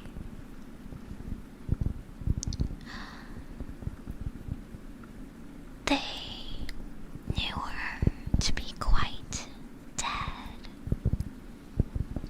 They raised her up and tried if they could find anything poisonous. They unlaced her, even uncombed her hair, and washed her with water.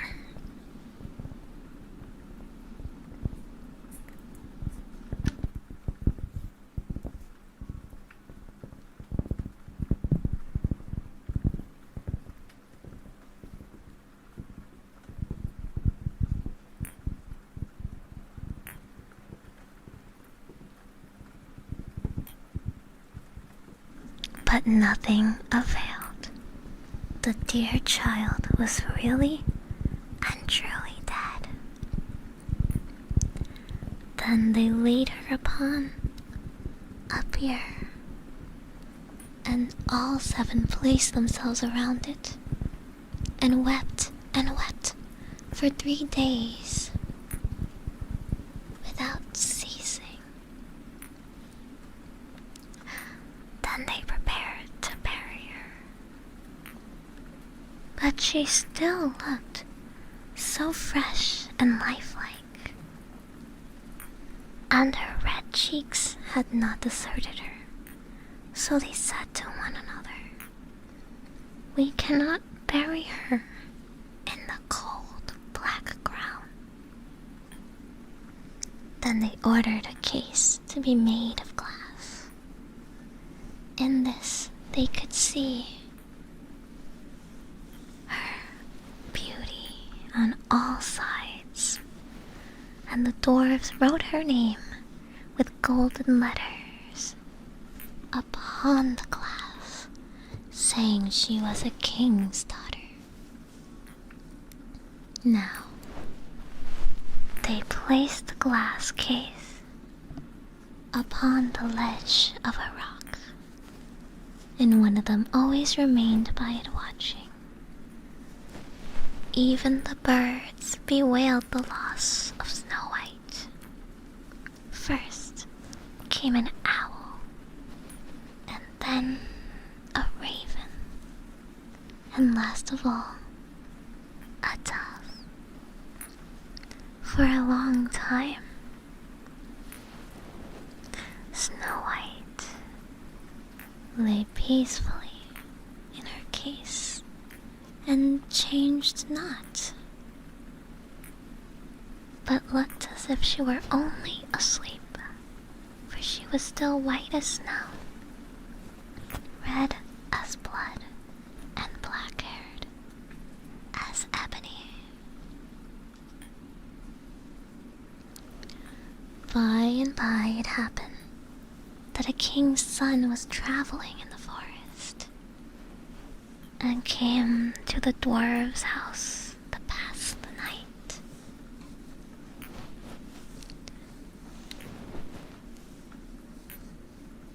He soon saw the glass case upon the rocks.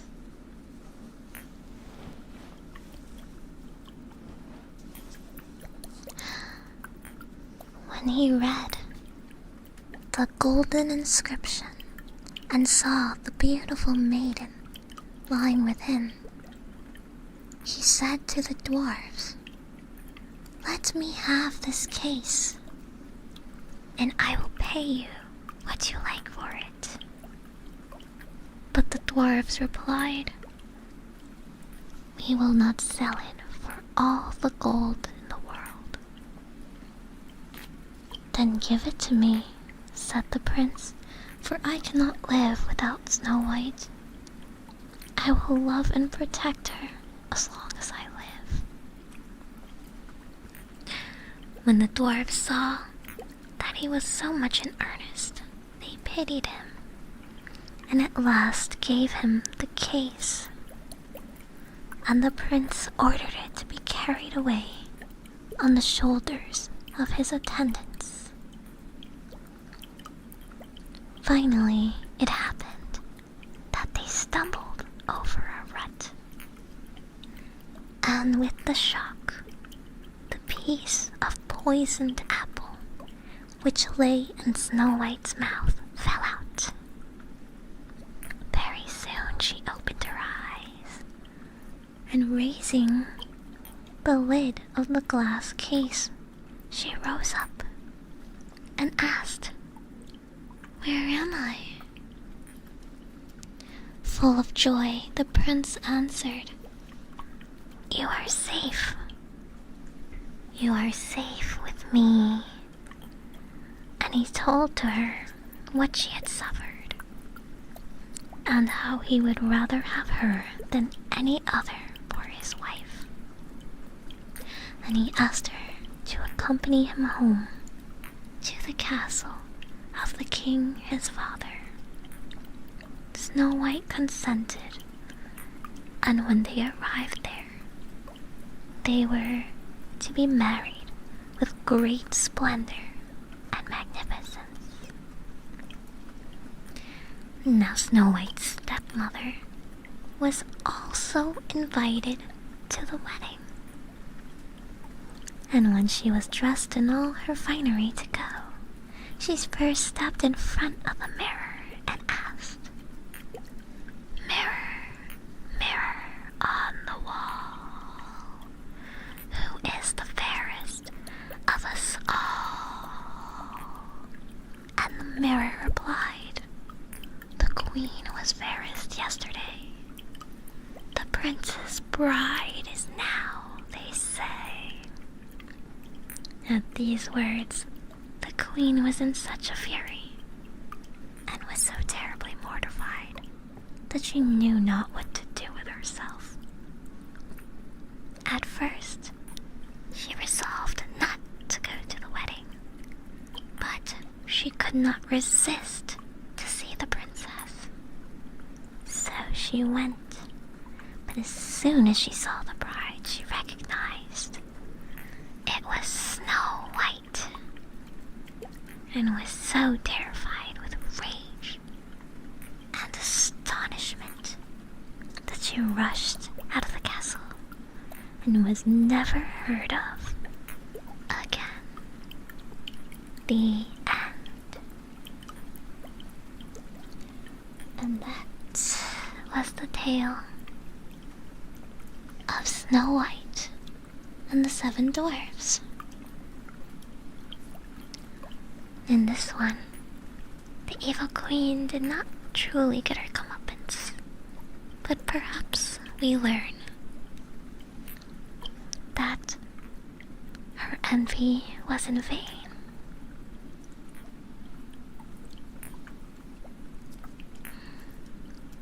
We have time for a couple shorter pieces, so shall we read one more? But promise me that when you get sleepy, you'll lay down and rest, okay? Are you guys getting sleepier and sleepier? Are you settling down for the night?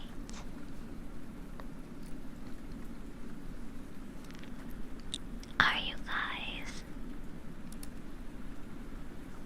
ready for bed yet?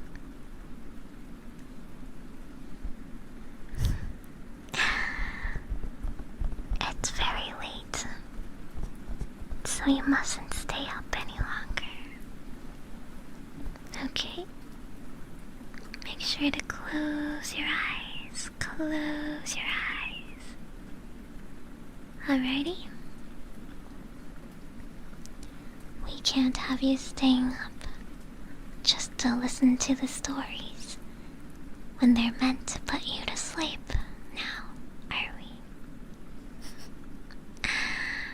Alrighty. Let me flip to one more story. A nice story with no tales of poison, no knives, and no deaths to be saved from. Alrighty. Are you ready? Don't worry. You know the ending to this story, so you do not need to stay up and hear the ending. Okay? Promise.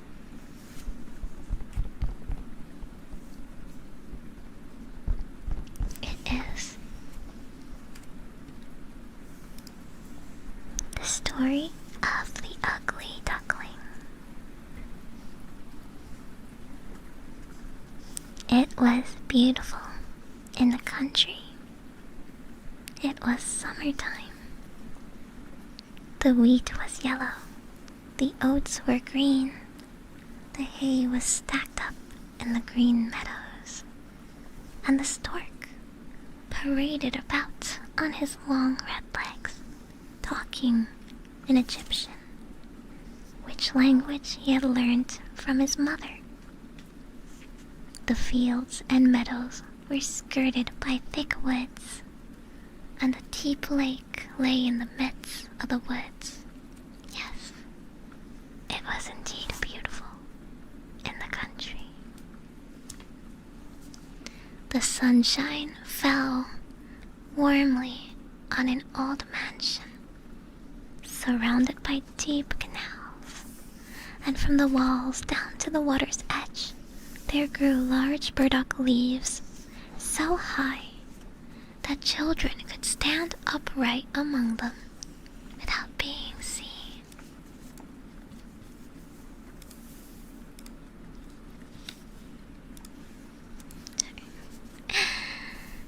This place was as wild as the thickest part of the wood, and on that account a duck had chosen to make her nest there.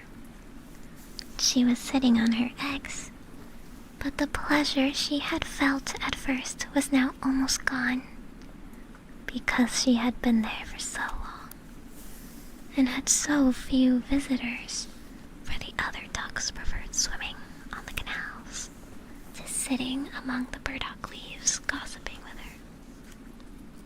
At last, the eggs cracked one after another. Chick, chick. All the eggs were alive, and one little head after another peered forth. Quack, quack, said the duck, and all got up as well they could. They peeped about from under the green leaves, and as green is good for their eyes, their mother let them look as long as they pleased. How large the world is, said the little ones, for they found their new abode very different from their former narrow one and the eggshells. Do you imagine this to be the whole of the world? Said the mother. It extends far beyond the other side of the garden in the pastor's field, but I have never been there. Are you all here? And then she got up. No, not all, for the largest egg is still here. How long will this last? I am so weary of it. And then she sat down again. Well, and how are you getting on? Asked an old duck who had come to pay her a visit. This one egg keeps me so long, said the mother. It will not break. But you should see the others. They are the prettiest little ducklings I have seen in all my days. They are all like their father. The good-for-nothing fellow.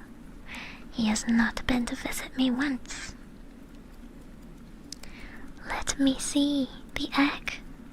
That will not break, said the old duck. Depend upon it, it is a turkey's egg. I was cheated in the same way once before, and I had such trouble with the young ones, for they were afraid of the water, and I could not get them to get there. I called and scolded, but it was all of no use. But let me see this egg. Ah, to be sure, that is a turkey's egg. Leave it, and teach the others how to swim. I will sit on it a little longer, said the duck. I have been sitting so long that I may as well spend the harvest here. It is no business of mine, said the old duck, and away she waddled. The great egg burst at last. Chick, chick, said the little one, and out it tumbled, but oh, how large and ugly it was. The duck looked at it. That is is a great, strong creature," said she. "None of the others had at all like it. Can it be a young turkey? Well, we shall soon find out. It must go into the water, even if I must push it in myself."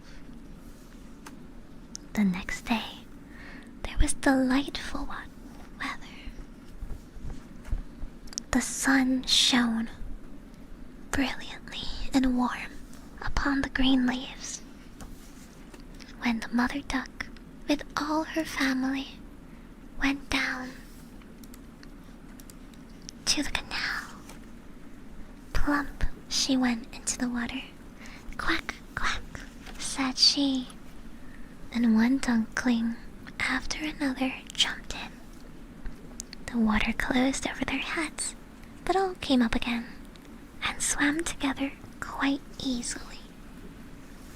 Their legs moved with effort, and all were there, even the ugly gray one.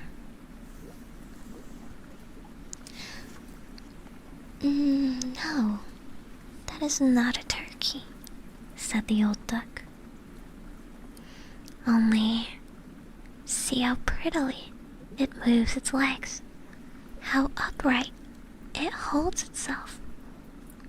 It is my own child.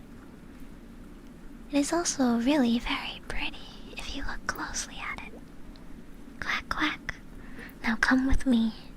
I will take you into the world and introduce you into the duckyards, but keep close to me, or someone may tread on you. And beware, beware the cat." So they came into the duckyard. There was a horrid noise. 2 families were quarreling about the head of an eel, which in the end was carried off by the cat.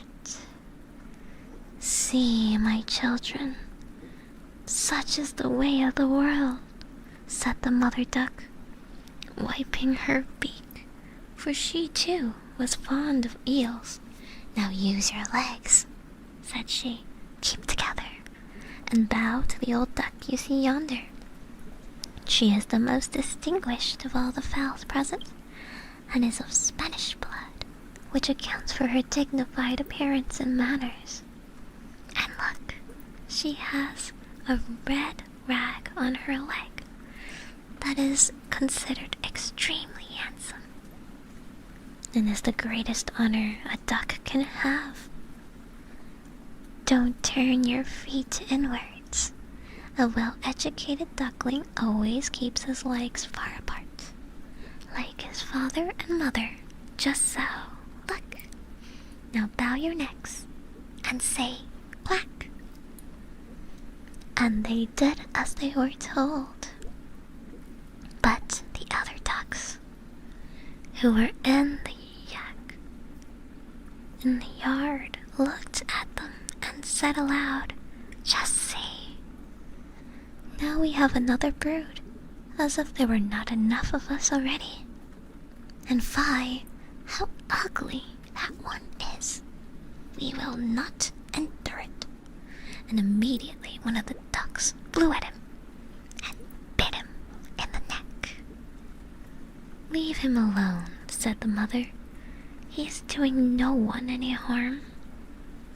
"Yes, but he is so large and so strange looking, and therefore he shall be teased," said the others. "Those are fine children that our good mother has," said the old duck with the red rag on her leg. "All are pretty except one. That one has not turned out well. I almost wish it could be hatched over again." "That cannot be, please, your highness," said the mother. "Certainly he is not handsome, but he is a very good child, and swims as well as the others. Indeed, rather better.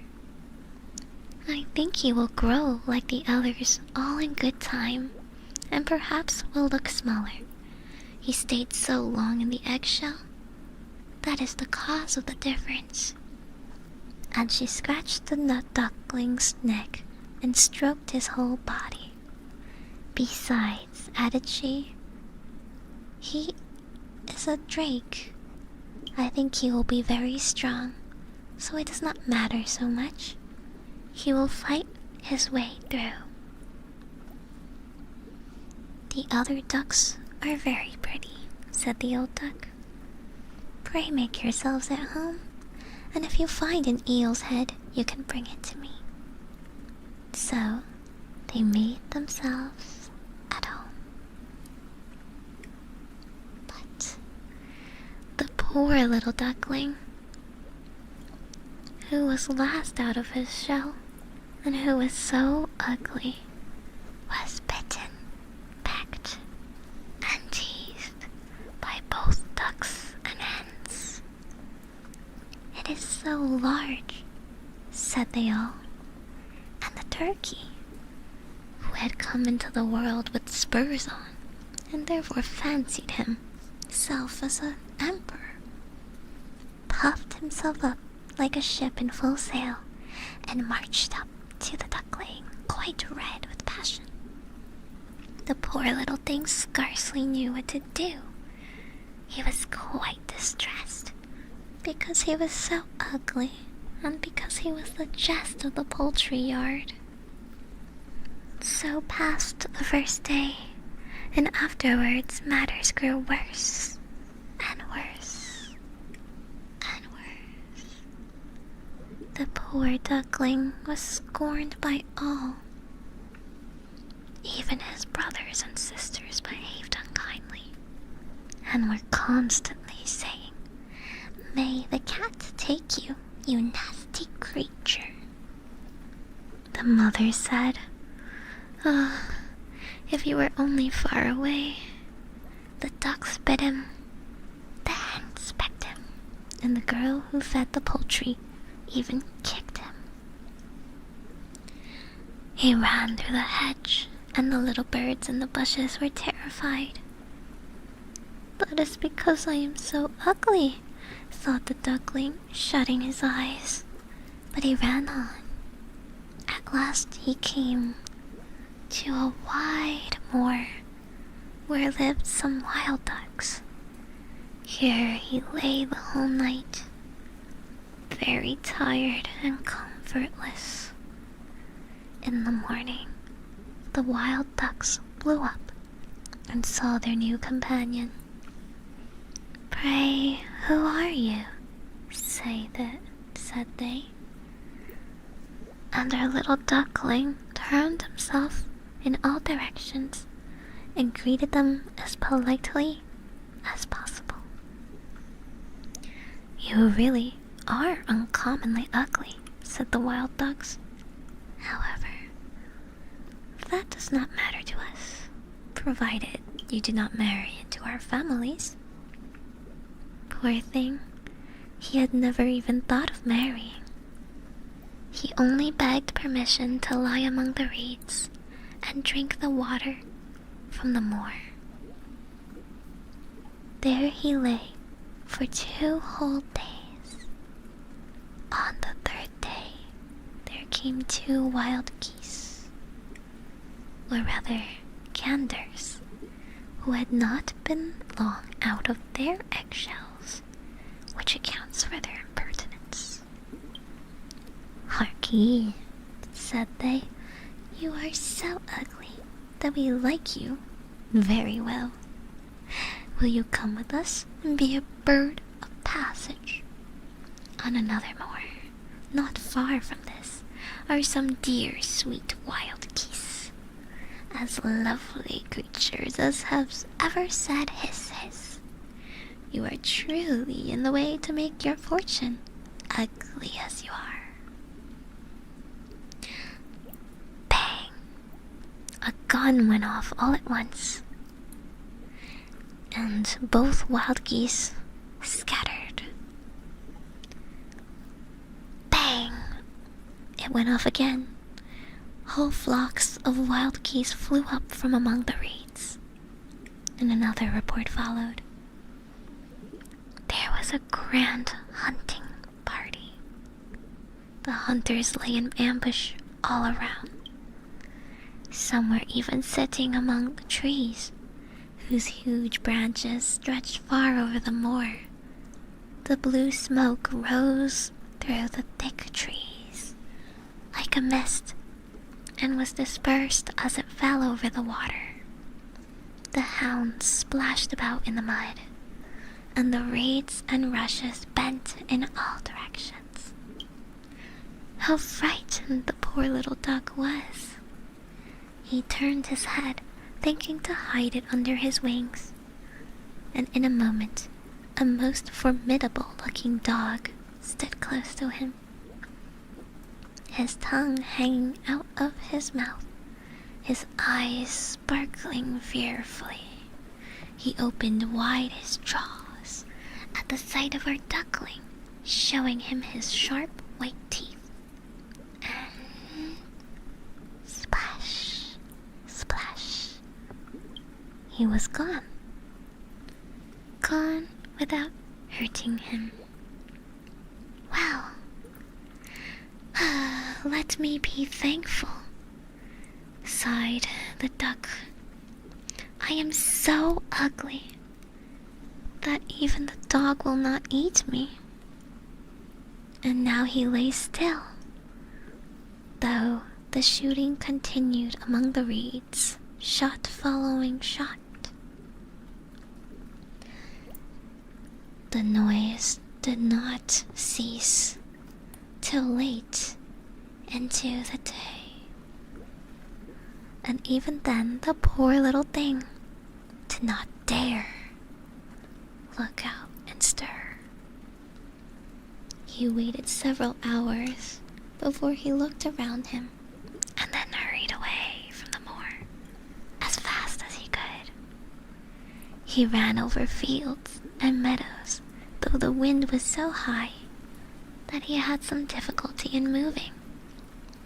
Towards evening, he reached a wretched little hut, so wretched that it knew not on which side to fall, and therefore remained standing.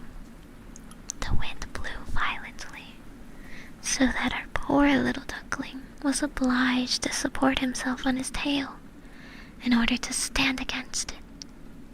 But it became worse and worse.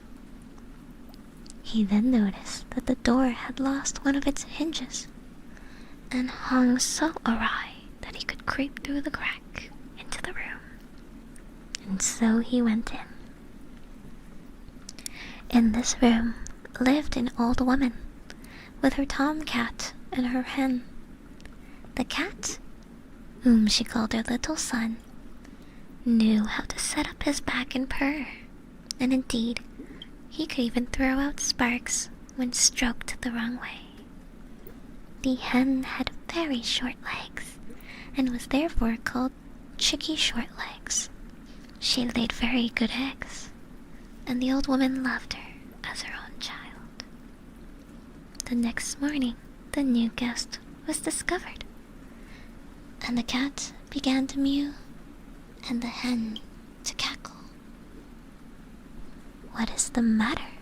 asked the old woman, looking round, but her eyes were not good. So she took the young hatched duckling to be a fat duck who had lost her way. "This is a capital catch," said she. "I shall now have duck eggs, if it be not a drake. We shall see." And so the duckling was kept on trial for 3 weeks, but no eggs made their appearance. Now, the cat was the master of the house, and the hen was the mistress, and always used to say, "we and the world," for they imagined themselves to be not only the half of the world, but also by far the better half.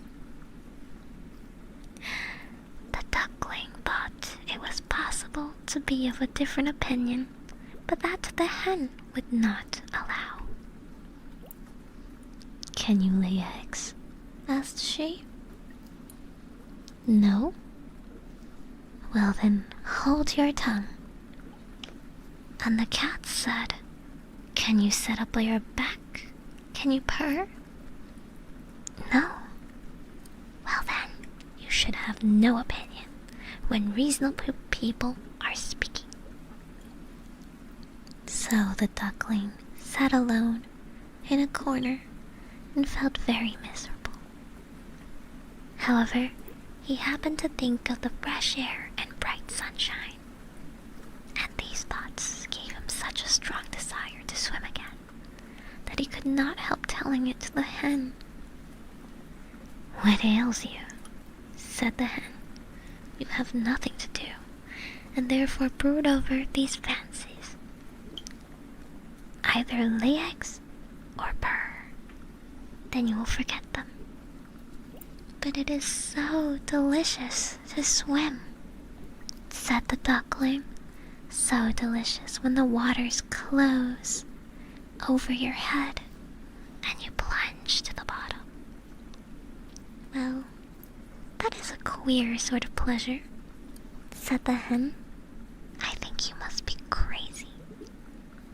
"Not to speak of myself," asked the cat. "He is the most sensible animal I know, whether he would like to swim or to plunge to the bottom of water. Ask our old mistress, the old woman. There is no one in the world wiser than she. Do you think she would take pleasure in swimming and in waters closing over her head?" "You do not understand me," said the duckling. "What? We do not understand you? So you think yourself wiser than the cats and the old woman? Not to speak of myself. Do not fancy any such thing, child, but be thankful for all the kindness that has been shown you. Are you not lodged in a warm room? And have you not the advantage of society from which you can learn something? But you are a simpleton, and it is wearisome to have anything to do with you. Believe me, I wish you well. I tell you unpleasant truths, but it is thus that real friendship is shown. Come, for once, give yourself the trouble to learn to purr or lay eggs." "I think I will go out into the wide world again," said the duckling. "Well, go," answered the hen. So the duckling went. He swam on the surface of the water. He plunged beneath, but all animals passed him by on account of his ugliness. And the autumn came, and the leaves turned yellow and brown. The wind caught them and danced them about, and the air was very cold. The clouds were heavy with hail or snow, and the raven sat on the edge and croaked. The poor duckling was certainly not very comfortable. One evening, just as the sun was setting with unusual brilliancy, a flock of large, beautiful birds rose from out of the brushwood. The duckling had never seen anything so beautiful before. Their plumage was a dazzling white, and they had long, slender necks. Yes, these were swans. They uttered a singular cry, spread out their long, splendid wings, and flew away very high. Away from these cold regions to warmer countries, across the open sea. And the little ugly duckling's feelings were so strange. He turned around and around in the water like a wheelmill, strained his neck to look after them, and sent forth such a loud and strange cry that it almost frightened himself.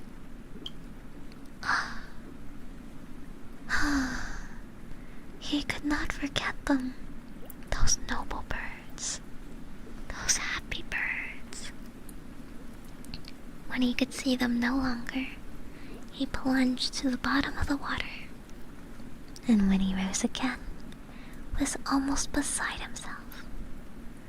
The duckling knew not what the birds were called, knew not whether they were flying, yet he loved them as he had never loved anything.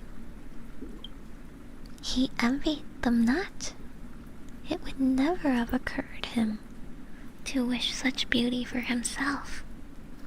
He would have been quite contented if the ducks in the duckyard had but endured his company. Such a poor, ugly creature as he. And the winter was so cold, so cold. The duckling was obliged to swim round and round and round in the water to keep it from freezing. But every night, the opening in which he swam became smaller and smaller. It froze so that the crust of ice crackled, and the duckling was obliged to make good use of his legs to pretend and prevent the water from freezing entirely. At last, wearied out, he lay stiff and cold in the ice. Early in the morning, there passed by a peasant who saw him, broke the ice in pieces with his wooden shoe, and brought him home to his wife. The poor duckling soon revived. The children would have played with him, but he thought they wished to tease him, and in his terror jumped into the milk pail, so that the milk was spilled about the room. The good woman screamed and clapped her hands. He flew from there into the pan where the butter was kept, and thence into the meal barrel, and out again, and oh, then how strange he looked. The woman screamed and struck at him with the tongs, and the children ran races with each other trying to catch him, and laughed and screamed likewise. It was well for him that the door stood open. He jumped out among the bushes into the newly fallen snow, and there he lay as in a dream. But it would be too sad to tell all the troubles and misery that he had to suffer from the frost and the snow and the storms of winter. He was lying on a moor among the reeds when the sun began to shine warmly again. The larks sang, and beautiful spring had returned. Once more he shook his wings. They were stronger than formerly, and bore him forward quickly, and before he was well aware of it, he was in a large garden where the apple tree stood in full bloom, where the syringas sent forth their fragrance and hung their long green branches down into the winding canal. Oh, everything was so lovely, so full of the freshness of spring. And out of the thicket came 3 beautiful white swans. They displayed their feathers so proudly and swam so lightly, so lightly. The duckling knew the glorious creatures and was seized with a strange sadness. I will fly to them, those kingly birds, said he. They may kill me, because I, as ugly as I am, have dared to approach them. But it matters not.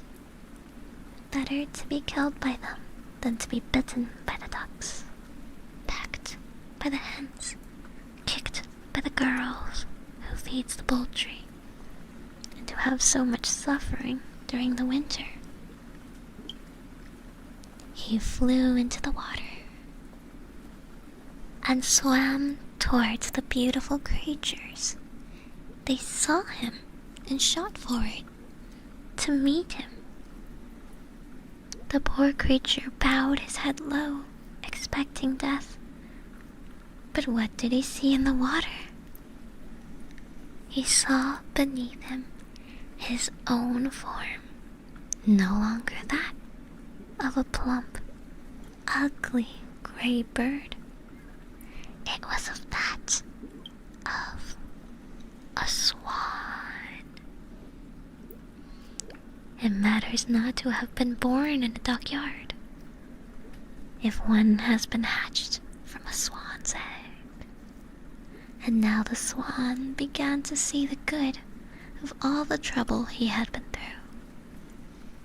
He had never would have known how happy he was if he had not first had all his sorrow and unhappiness to bear. The large swans swam round him and stroked him with their beaks. Some little children were running about in the garden. They threw grain and bread into the water, and the youngest exclaimed, "There is a new one." The others also cried out, "Yes, a new swan has come." And they clapped their hands and danced around. They ran to their father and mother. Bread and cake were thrown into the water, and everyone said, "The new one is best, so young and so beautiful." And the old swans bowed before him. The young swan felt quite ashamed and hid his head under his wings. He scarcely knew what to do.